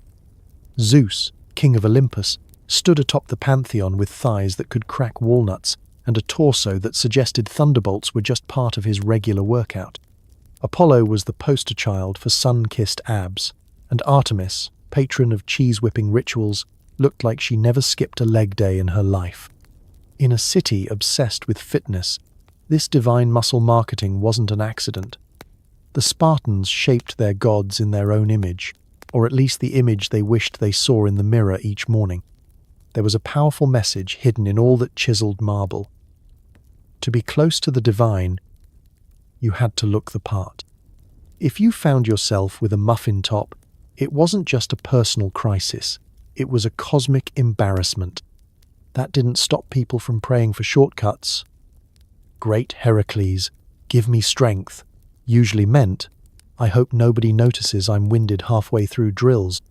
Before athletic festivals, You might find a line of hopefuls at the temple, offering sacrifices in exchange for greater speed and less visible snack damage. Bread, fruit, or the occasional chicken were given up at the altar, with silent pleas for abs to appear before the next dance festival. Some ambitious Spartans even tried to invent their own miracle diets, olive oil cleanses, wine fasts, or the classic just believe and flex harder. The results were universally disappointing. Yet, even the myths knew how to keep mortals humble. There were stories of gods and heroes who let themselves go, just a little, and were punished for it. Dionysus, the god of wine and feasting, occasionally made a cameo with a rounder face and a softer stomach, only to be swiftly reminded that moderation and jogging was the Spartan way. Stories about hubris weren't just about pride, they were about eating the wrong thing and trying to hide the evidence. The religious leaders, the priests and priestesses of Sparta, were unofficial fitness coaches in their own right. They led rituals that involved not just prayers and sacrifices, but sometimes group exercises and ceremonial sprints. Piety through planking may not have been an official motto, but it could have been. If you wanted to get on the gods' good side, you showed up lean and glistening, ready to run, wrestle, or at least jog around the altar without passing out. To show up unprepared, or worse, visibly overindulged, was to risk a public lecture, sometimes mid-sacrifice. The gods' approval was believed to directly affect your fortunes. Lost a race? Clearly, you hadn't prayed hard enough. Gained a few pounds over winter? Must have upset Hera, goddess of both marriage and unflattering tunics. The line between spiritual and physical failure was thin and well trod by everyone who'd ever eaten 2 pieces of bread instead of 1. But, as always in Sparta, there was an undertone of humour beneath the sternness. The city's poets, yes, there were poets, and yes, they probably hid their love handles, wrote witty verses about the gods' impossible standards. After a particularly exhausting festival, you could almost hear the crowd joking. If the gods wanted me to be leaner, they'd make the olives bigger. So, as you turn off the light and let yourself relax, remember, in Sparta, even divine intervention was less about wishes and more about working harder. If you want to look like a god, you'd better start training now. And if not, at least you can take comfort in the knowledge that even Zeus probably wished he could skip the cheese gauntlet. Up next, what happens when the dad bod finally arrives? Because in Sparta, aging is as unforgiving as the dress code. Getting old is hard. Getting old and pudgy in Sparta is harder. Seniors were expected to keep up, or else become inspirational cautionary tales for the next generation. Let's set the scene. You're a Spartan who survived childhood cheese gauntlets, public weigh-ins, and a lifetime of black broth.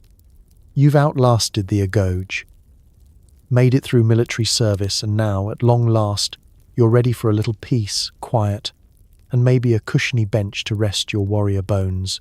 Not so fast.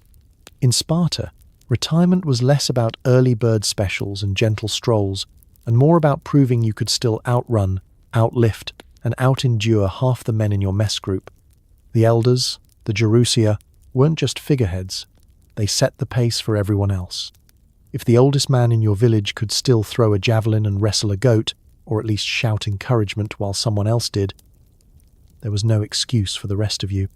Every grey beard in the city was a living reminder. Discipline never retires, and neither does Spartan peer pressure.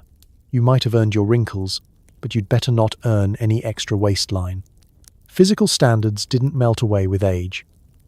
Seniors attended the gymnasium, kept up with the city's rituals, and participated in athletic festivals. You might find yourself in a race against teenagers, or asked to give an impromptu demonstration of the proper squat. Every meal in the mess hall became another opportunity for the young to observe and judge. If your tunic started looking a little snug, expect someone to ask, "Been taking too many victory bites lately, old friend?" Even grandchildren got in on the act. The young Spartans, trained from birth to spot weakness, would proudly announce in the marketplace, "My grandfather can still outrun yours." And if you couldn't, You had two choices: get faster or become a cautionary fable, the ancient equivalent of the before photo in every motivational speech. The public expectation was clear. Your body should stay sharp, even as your hair went grey. If you couldn't keep up on the training field or started grunting too much while standing, you risked being labelled as soft, the worst insult imaginable. The only thing more feared than aging was aging badly.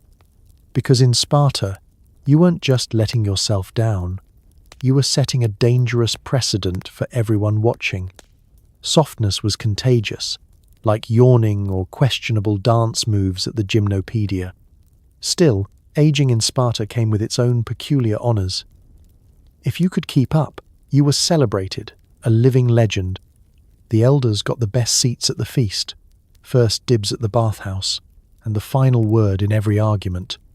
Usually, back in my day, followed by a story about running to Delphi barefoot. They handed out advice with the authority of men who'd earned their scars and their reputations. Some even claimed the secret to a long life was simple: never stop moving, never skip a meal, unless you have to, and then skip two. Of course, there was always a darker side. If your belly grew a little too round, or your stride a little too slow, people whispered.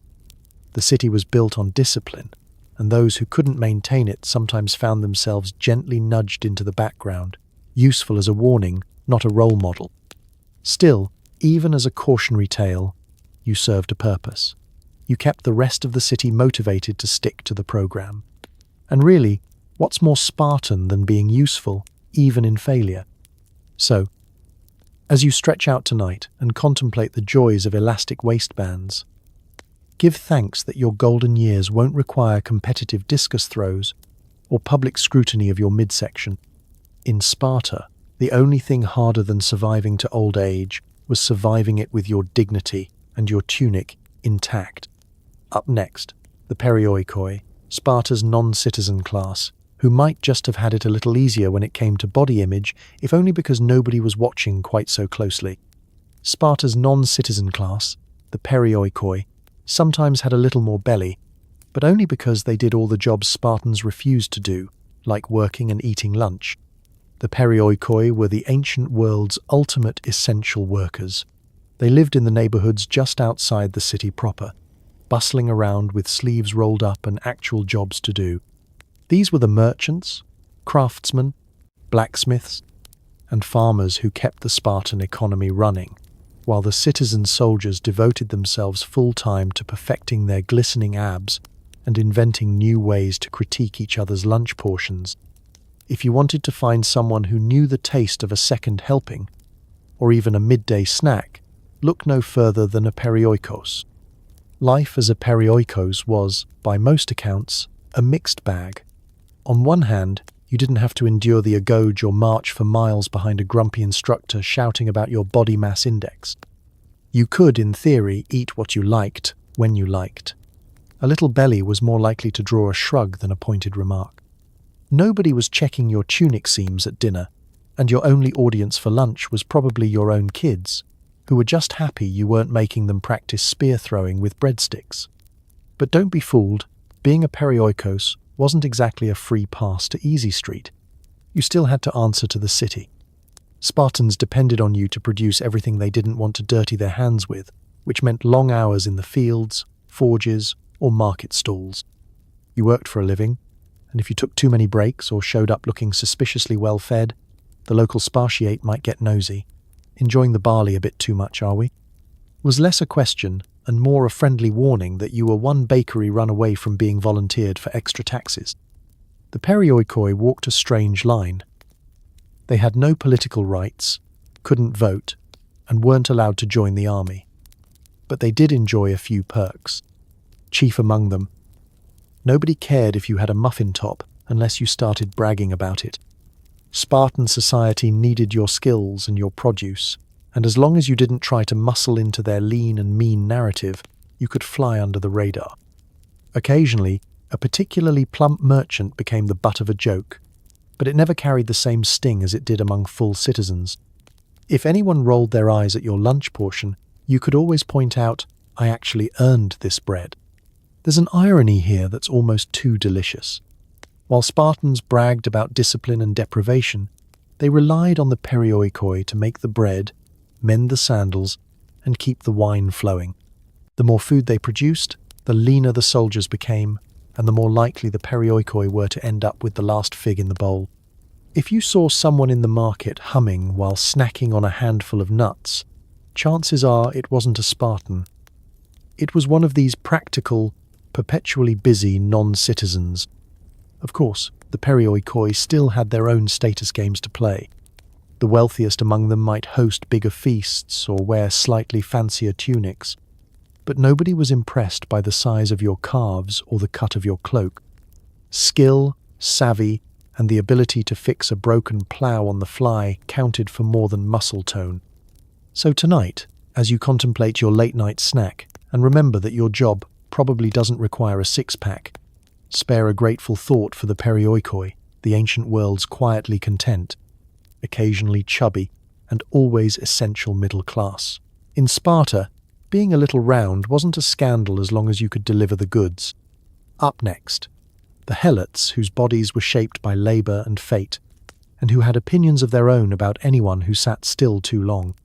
Helots, the enslaved class, did most of the farming, and even they looked down on anyone who didn't walk everywhere.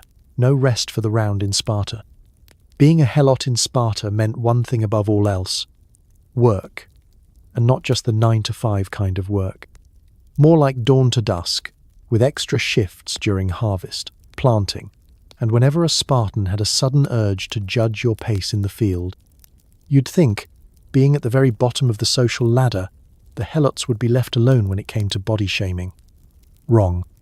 If anything, they perfected their own version, one built on the brutal math of calories in, calories out, and a lifetime spent on the move. For Helots, food wasn't about choices. It was about whatever you could scrounge, scrape, or grow. Bread, beans, onions, the occasional handful of wild greens. Sometimes, if the gods were smiling, a hunk of cheese so hard you could sand furniture with it. There was no fear of getting soft, because the odds of ever eating enough to qualify for a love handle were about as high as a Spartan volunteering to muck out the pig pen. Labour was relentless.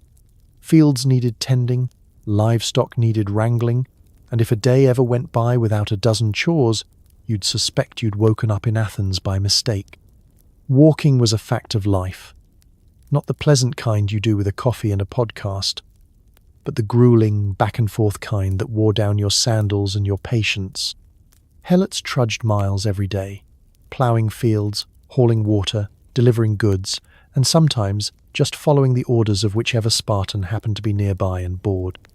A Helot's legs were like ancient Fitbits, always counting, always in motion, never, ever congratulating you for reaching your step goal. But here's the twist. Despite being at the mercy of Spartan whims, Helots found their own ways to judge. Seeing a Spartan struggling with an uphill climb, expect a quiet snicker or a pointed glance, exchanged with fellow labourers. Look at him, breathless before breakfast. Bet he's never hauled 3 amphorae uphill in the rain. There was a satisfaction in knowing that, while the city's warriors obsessed over six-packs, the Helots could outwalk, outcarry, and outlast almost anyone, simply because they had no other choice. If, by some miracle, or more likely, a generous farmer's wife, a Helot managed to pack on a few extra pounds, they wore it as a badge of honour. Extra weight was proof you'd had a good season or a lucky streak. But even then, there was no escaping scrutiny. Fellow Helots would joke, "Careful, you're starting to look like you work in the house, not the field." Any sign of softness risked more work, or worse, attention from a Spartan who thought you needed remotivating. Rest was rare, and leisure was almost unheard of. If a Helot was seen sitting for too long, someone would call out, "Fields won't plough themselves," or "Best move before your backside takes root." Even play and social time revolved around chores. Singing while grinding grain, storytelling during the late-night weeding sessions, or competitions to see who could carry the most firewood without stopping to catch their breath. In a strange, inverted way, The Helot's attitude toward physicality mirrored the Spartans, minus the oil baths and the aggressive festivals. Their fitness wasn't about pride or heroism, but survival. Strength was functional, endurance was inherited, and nobody, absolutely nobody, was allowed to be lazy. So tonight, as you sprawl on your couch, binge-watching your favorite show with a snack in each hand, remember the Helots whose lives were spent in motion, whose muscles were earned the hard way, and who never let anyone, Spartan or otherwise, forget the value of hard work. Up next, even the afterlife comes with an audit, as we visit the Spartan funeral where your legacy and your waistline are both on full display. Even in death, Spartans judged bodies. Warriors were buried with honors if they died fit. If not, well, the records get a little vague, but the side-eye was eternal. You might think, after a lifetime of running, sweating, and surviving the world's most judgmental society, that you could finally relax once you kicked the olive bucket. But in Sparta, even the afterlife came with a checklist, and a set of standards higher than your average ancient marathon finish line. Death was the city's last chance to weigh in, pass judgment, and, if you were lucky, send you off with a glowing review and a suitably snug shroud. The ideal Spartan death was, of course, a heroic one. Falling gloriously in battle guaranteed you a prime spot in the city's collective memory, a funeral with full honors, and maybe a few extra lines in the local epic poetry. Your body would be washed, anointed with oil, and shown to the community before burial. In these moments, nobody forgot to take a good, long look. If your abs still hinted at their former glory, elders would nod approvingly. If your cloak covered more than your frame, well, the compliments might get creative. He had the spirit of a lion, and the appetite of one, too. For those who died peacefully, a polite way of saying, not on the battlefield, funerals were still very public affairs. The procession moved slowly through the city, giving everyone time to remember you, judge your legacy, and, if your pallbearers struggled, make a note of your final weight. Rumour had it that the heaviest citizen once required 6 men to carry him, and the story became a cautionary tale for generations. Train hard, so you don't become a group project. Women who died in childbirth were the only females granted the honour of an elaborate funeral, and even then, their fitness was quietly noted. A strong, healthy body was celebrated. Anything less? The whispers would follow, with neighbours reminiscing. She ran to the very end, never missed a cheese race. If your body wasn't up to the mark, nobody was cruel exactly, just very, very honest. Spartan funerals featured more eulogies about discipline and sacrifice than sweet remembrances. The subtle subtext: he loved the city almost as much as he loved second helpings. Friends and family gathered not just to mourn, but to reinforce the lesson that every day, every meal, and every run had been part of your final legacy. The gravestones told the rest of the story. Spartan markers were famously plain. Just your name, maybe your father's name, and if you died heroically, a reference to your deeds. No weepy poetry, no flowery tributes, and definitely no loved his food engraved for eternity. The stone was a reminder: live well, stay lean, and don't give the neighbours any more stories to tell. Yet, for all its formality and judgment, the Spartan funeral had moments of warmth and humour. Old friends swapped tales of training disasters, communal meals, and festival mishaps. Someone would inevitably joke, "At least he can rest now." No more laps around the city walls. The laughter, the memories, the playful teasing, all served to bind the living closer and remind everyone that the struggle and the snacks went on. So, as you settle in for the night, comforted by the thought that your legacy won't be defined by your BMI, spare a thought for the Spartans, who faced judgment at every turn, even after their last one.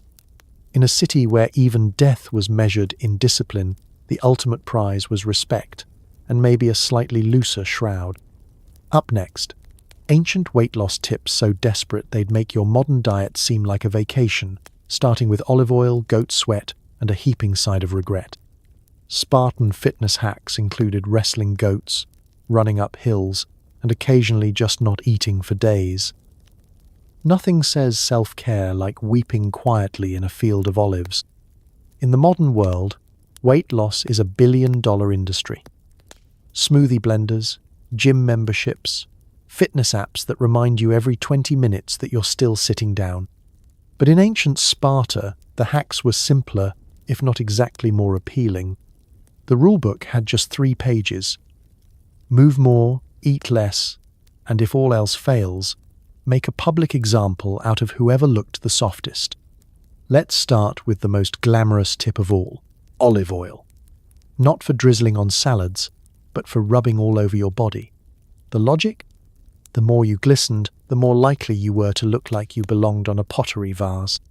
Athletes coated themselves before exercise, partly to protect their skin, but mostly to show off any muscle definition that survived last week's fasting regimen.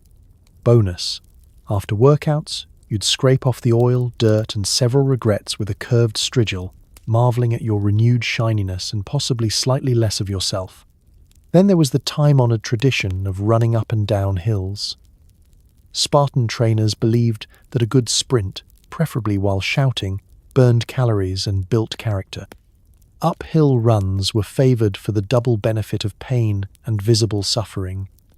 Every trainee knew that the phrase "one more lap" was code for "we will not stop until you are either victorious or vaporized." But for a true full-body workout, you needed a goat. Wrestling goats wasn't just about animal husbandry. It was about agility, raw power, and surviving a headbutt from a creature with fewer body image issues than the entire Agoge combined. The idea was that if you could pin a goat, you could pin an enemy. In practice, it mostly meant you spent your afternoons chasing livestock and explaining to your mother why you were covered in hoof prints and existential dread. On the food front, the diet section of Spartan life would be considered a war crime by modern nutritionists. The most popular trick? Not eating. Fasting was a celebrated discipline, both as a test of willpower and a way to fit back into your one tunic before the next festival. The longer you lasted without food, the more praise you received. There was no such thing as a cheat meal. If you were caught sneaking so much as a fig, you'd be assigned extra laps or a public shaming session at the communal bath. If you absolutely had to lose weight before a big event, like the cheese gauntlet or the festival of Gymnopedia, you might try the old extra chores method. Sweep the whole barracks, haul water for the bathhouse, or run messages from the market to the training yard and back again. Sweat was the ultimate detox, and the only thing better than burning calories was being seen burning calories by your sternest critic. For the truly desperate, there was always goat sweat. Not literally, one hopes, but the idea that the harder you worked and the more you suffered, the more likely you'd be to shed those last stubborn olives. Elders would encourage the youth to embrace the pain, promising that every ache and pang brought you closer to Spartan perfection, or at least away from public ridicule. The final and most effective tip? Regret. Nothing melted fat, quite like the searing heat of collective disappointment. If you made a mistake, lost a race, missed a target, or jiggled at the wrong moment, shame was the ultimate metabolism booster. So tonight, as you snack in peace and scroll through gentle yoga routines, remember, the Spartans made weight loss a public sport, a test of will, and a never-ending journey from olive oil to utter exhaustion. Up next, Exile for excess. The terrifying fate of those who couldn't quite keep it together, even after all the goat wrestling in the world. Yes, it happened. Sometimes, if your weight interfered with your duties, you could be exiled. If that seems harsh, remember, this is the birthplace of no excuses.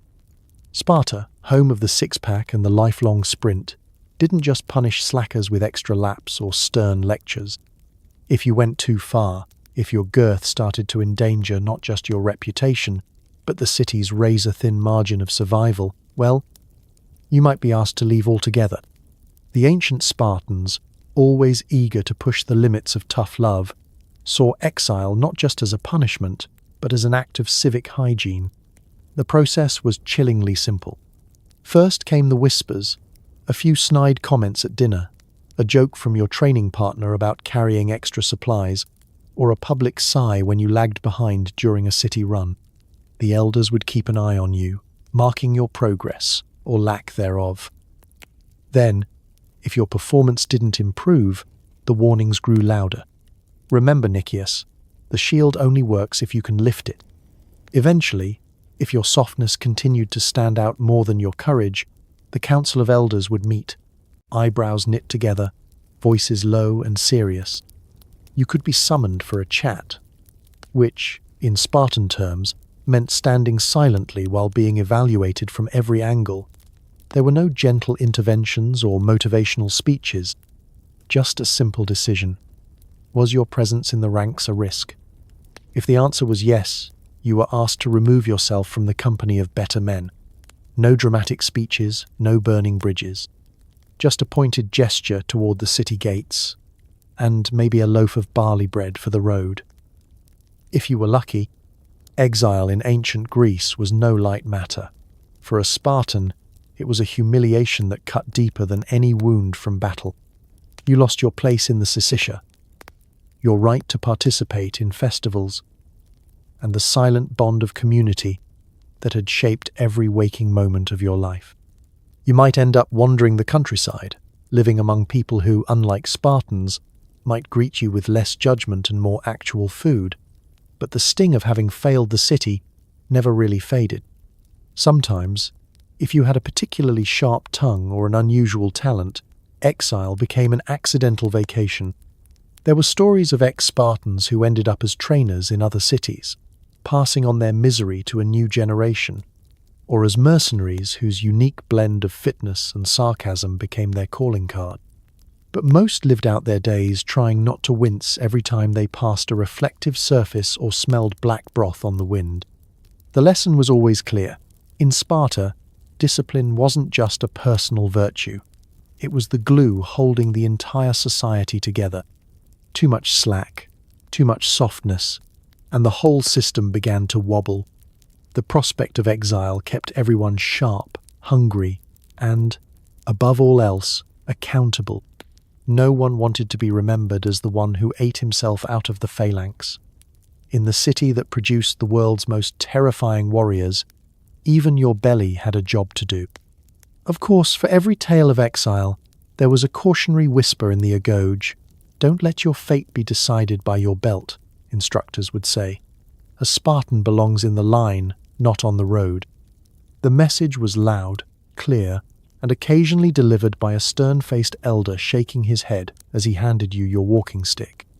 So tonight, as you lie comfortably in your bed, surrounded by snacks and blessedly free of exile threats, spare a thought for the unlucky few who tested the city's patience and lost.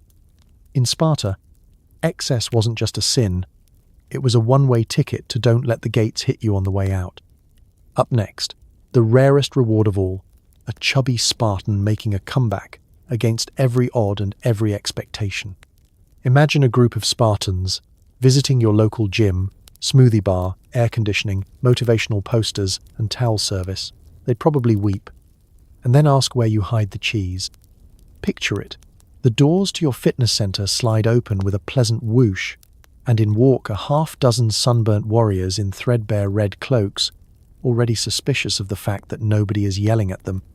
Their first stop isn't the squat rack, it's the front desk, where they're immediately overwhelmed by the sheer number of membership options.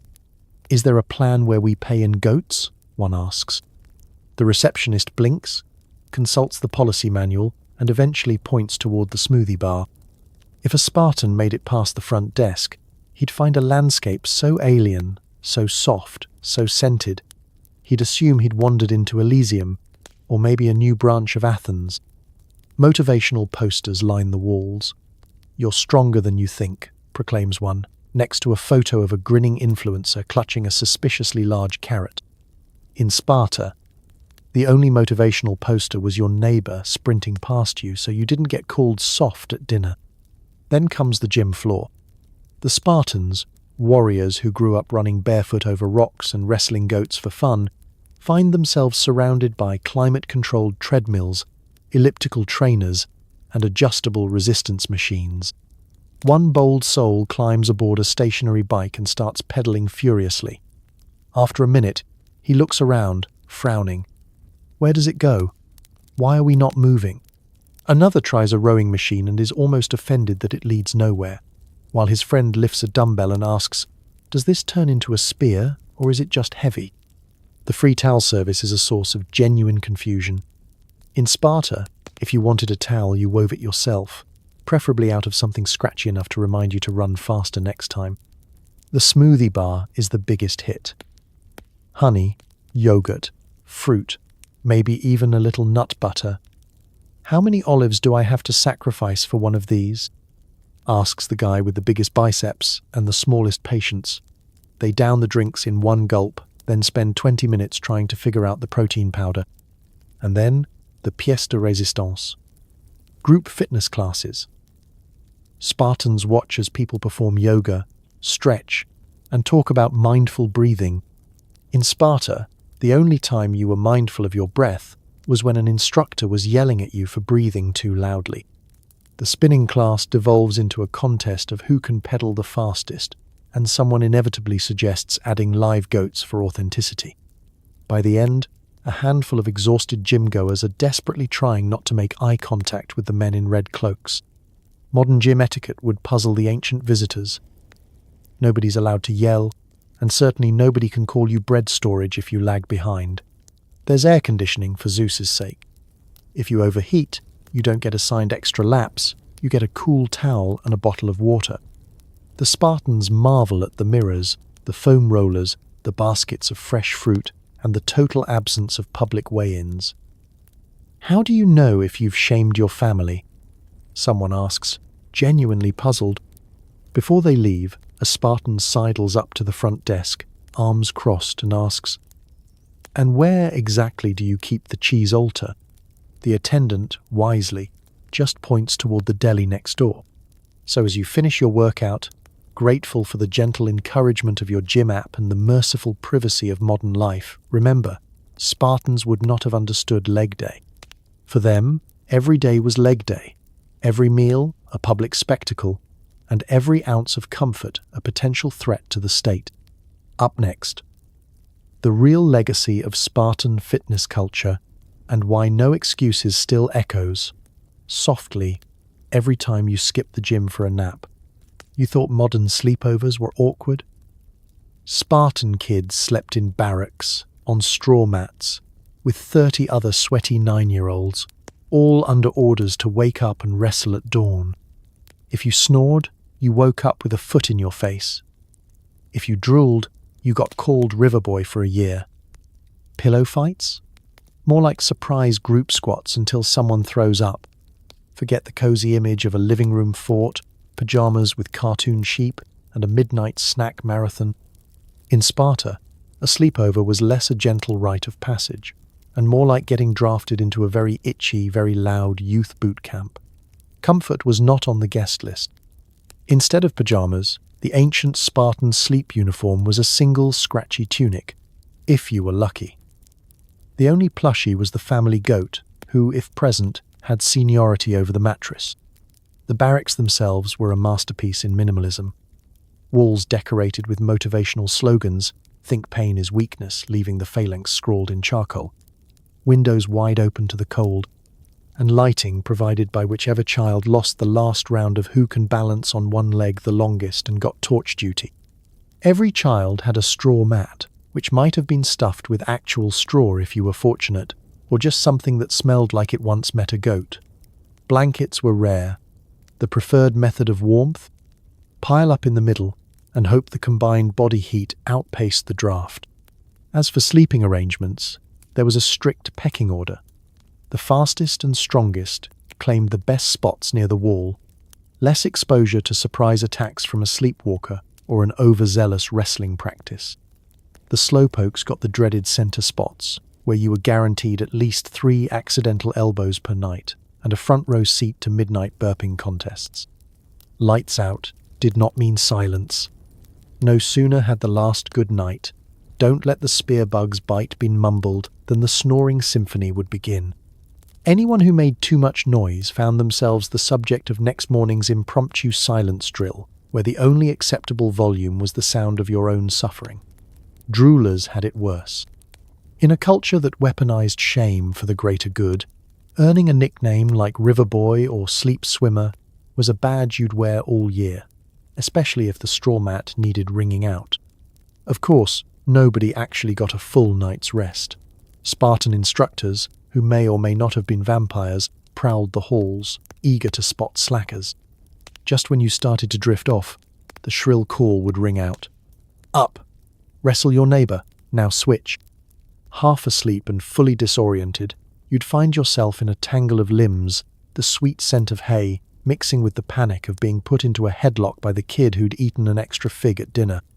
Surprise squats, push-ups, and occasionally synchronized shouting kept everyone on their toes and, conveniently, awake enough to worry about tomorrow's cheese gauntlet. Yet, despite the chaos, there was a peculiar kind of Spartan bonding. Through bruised elbows, whispered jokes, and the shared misery of the world's coldest, loudest sleepover, the boys forged the camaraderie that made their phalanxes unbeatable.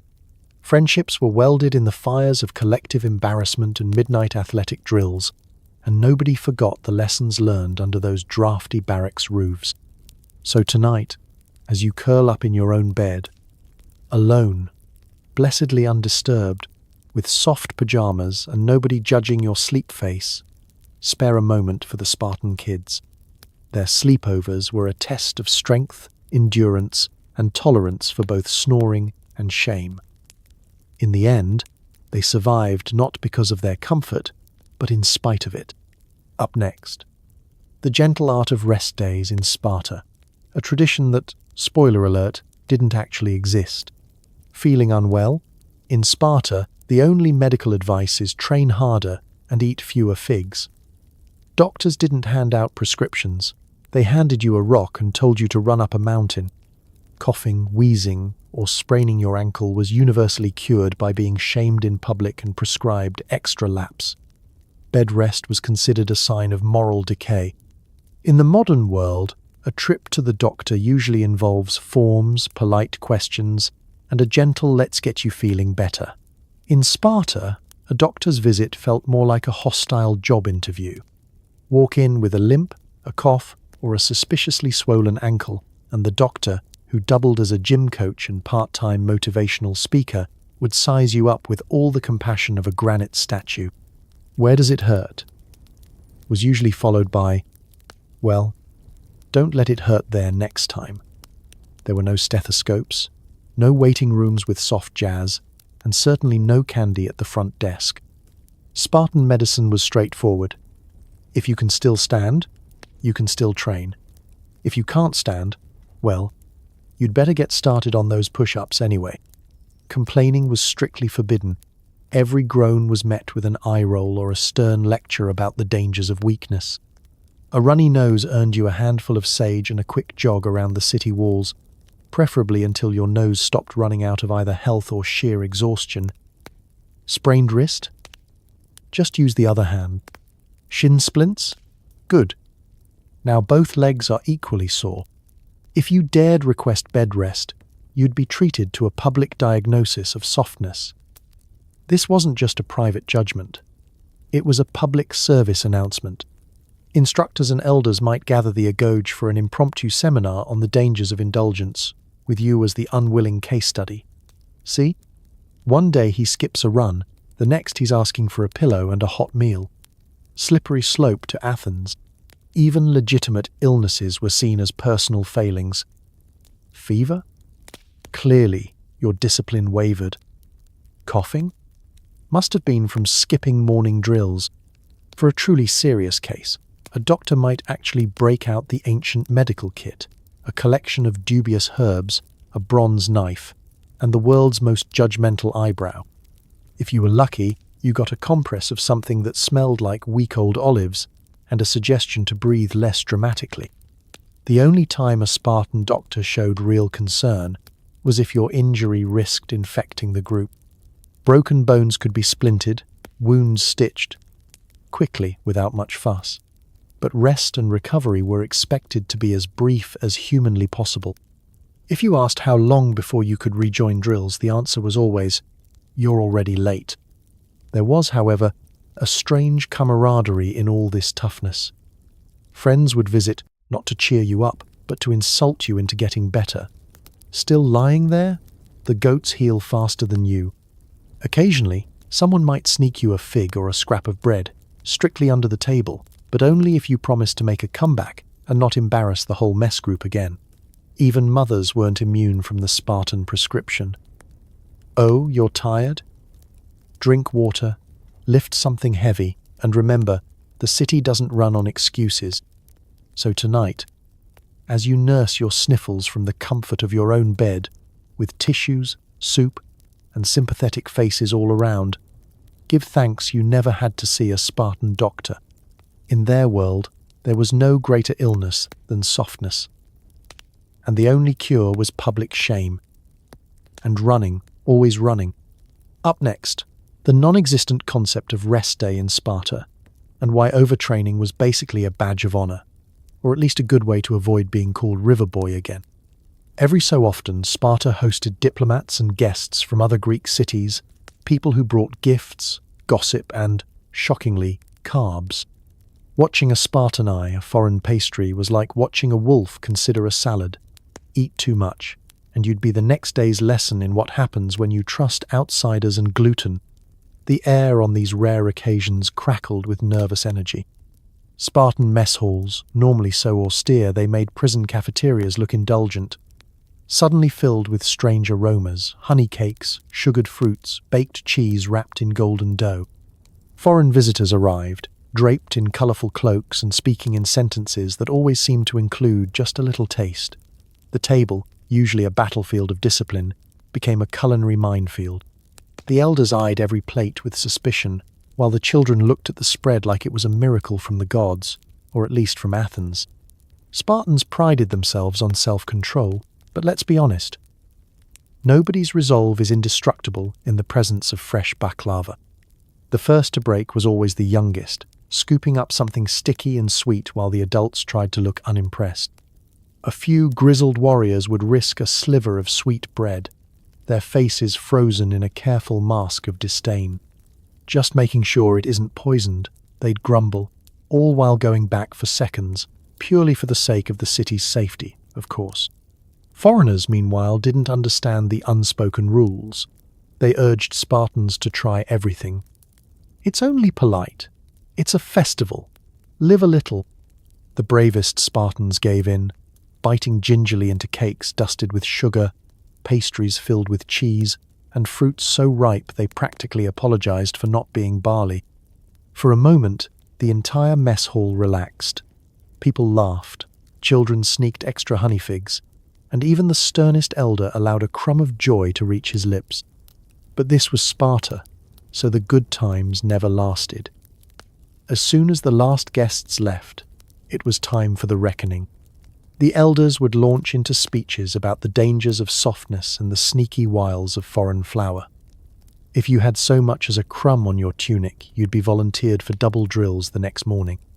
A handful of unlucky souls who lingered too long at the dessert table became walking cautionary tales. Don't be like Nicias. He trusted a Corinthian tart, and now he has to run laps until his sandals disintegrate. And the judgment wasn't just from above. Fellow Spartans kept score, and nicknames were handed out with the efficiency of a well-oiled phalanx. Baklava Boy, Honey Hands, the Corinthian Crumbler. It wasn't just about what you ate, but how you ate it. Hesitation earned you a reputation for weakness, but gluttony was the ultimate sin. The only way to win was to eat nothing and claim you were fasting. For the city, for the ancestors, or because I just don't trust figs I didn't grow myself. The children, of course, tried to keep the foreign sweets alive a little longer, trading secret crumbs behind the bathhouse and inventing elaborate stories to hide their sugar highs. But sooner or later, the discipline snapped back into place. The next meal, it was back to barley bread and black broth, with an extra helping of regret for dessert. Yet, beneath all the judgment and dry wit, There was an unspoken understanding. Cheat days happened, even in Sparta. The trick was not letting them happen too often or too obviously. To survive in a city that feared softness more than foreign armies, every bite was calculated, every indulgence balanced by 10 more drills. So tonight, as you contemplate your late-night snack, remember the Spartans who lived through cheat day, knowing that tomorrow would bring drills, judgment, and a return to the barley grind. Up next, the one thing Spartans did indulge in, bragging about their suffering and why it never got old. Every citizen was expected to join in the city's athletic contests, even if you'd rather be napping. Races, wrestling, and javelin throws were less about fun and more about discovering who'd been skipping lunch for too long. If you lost a foot race, you blamed your shoes. If you lost at wrestling, you blamed gravity. If you tripped and rolled downhill, everyone blamed your belly. Picture the scene. The sun rising over the Spartan training ground, dust swirling as the whole city gathers for the closest thing Sparta had to a field day. There are no ribbons, no participant trophies, and certainly no juice boxes. Instead, there are shouts of faster. From the elders, the smell of old olive oil in the air, and a solid sense of impending doom among anyone who hasn't kept up their morning jogs. First event, the foot race. The entire population, men, women, and especially children eager to prove they're not the weakest link, line up at a crude starting line marked by a piece of fraying rope and the ominous gaze of a retired hoplite. On your mark, get set, go, and suddenly 30 people are sprinting across a lumpy field full of rocks, roots, and other natural obstacles placed by the gods as a test of both agility and ankle durability. If you fall, you do it in style, preferably rolling several times for dramatic effect, because at least that gives everyone something to talk about at dinner. Next up is the discus throw. In theory, it's about grace, form, and the harmonious union of body and mind. In practice, it's a chance for the big Spartans to show off their extra momentum by launching hunks of stone into the next village. The local children gather to retrieve wayward discs, occasionally taking notes for their own future attempts, or just collecting gossip about who nearly took out an elder with a rogue discus. Wrestling is the main event, where size, strength, and pure stubbornness all collide. Forget Olympic rules. The only rule here is, don't let go until someone cries uncle, or you both get too tired to stand. Smaller Spartans dart and weave, while the larger ones use sheer mass to their advantage, pinning opponents with moves that would make a goat jealous. Spectators cheer, heckle, and offer unsolicited advice. Bend your knees. Don't eat so much bread next time. Remember, you're representing your entire family, and nobody wants to be the parent of the soft one. Javelin throws round out the morning, and the less said about technique, the better. There's always one person who gets too enthusiastic, hurling the spear into a nearby shrub or someone's lunch. If your javelin flies particularly short, you just shrug and blame a gust of wind, while everyone else makes a note for next year's trash talking. But the real heart of Spartan Sports Day isn't the competition. It's the judgment, the laughter, the banter, the knowing looks passed between friends and rivals. Everyone remembers who tripped, who surprised everyone with a sudden burst of speed, and who managed to out-wrestle an opponent twice their size. Nicknames are forged in these moments, stories grow more epic in the retelling, and even the losers become legends if they fail in spectacular enough fashion. Of course, all this athleticism is supposed to keep Sparta fit, lean, and ready for war. But let's be honest, it's also an excuse to gossip, compare bruises, and argue about who deserves credit for the city's most impressive wipeout. The real prize isn't a laurel wreath. It's the right to tell your version of the story all year long. So tonight, as you sit comfortably far from any impromptu wrestling matches, be grateful for sports days with snacks, soft grass, and zero risk of being renamed Roller of the Hill.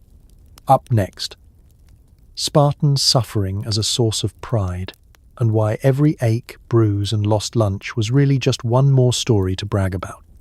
So tonight, as you melt into your mattress, hopefully not stuffed with straw or being shared with 3 generations of warriors and a goat. Take a deep breath and feel grateful for a world where nobody weighs you before dinner and nobody calls you river boy if you drool in your sleep. The ancient Spartans were many things: fierce, stubborn, creative with cheese theft, and aggressively anti-snack. They survived by pushing every limit, sometimes their own, sometimes their neighbors, and, let's be honest, sometimes their poor mother's patience. But here's the truth. For all their madness about muscles, for all the public shaming and goat-based cardio, Spartans did what humans have always done. They found ways to survive. They built a culture on discipline and suffering, and maybe a little too much public nudity. But they endured.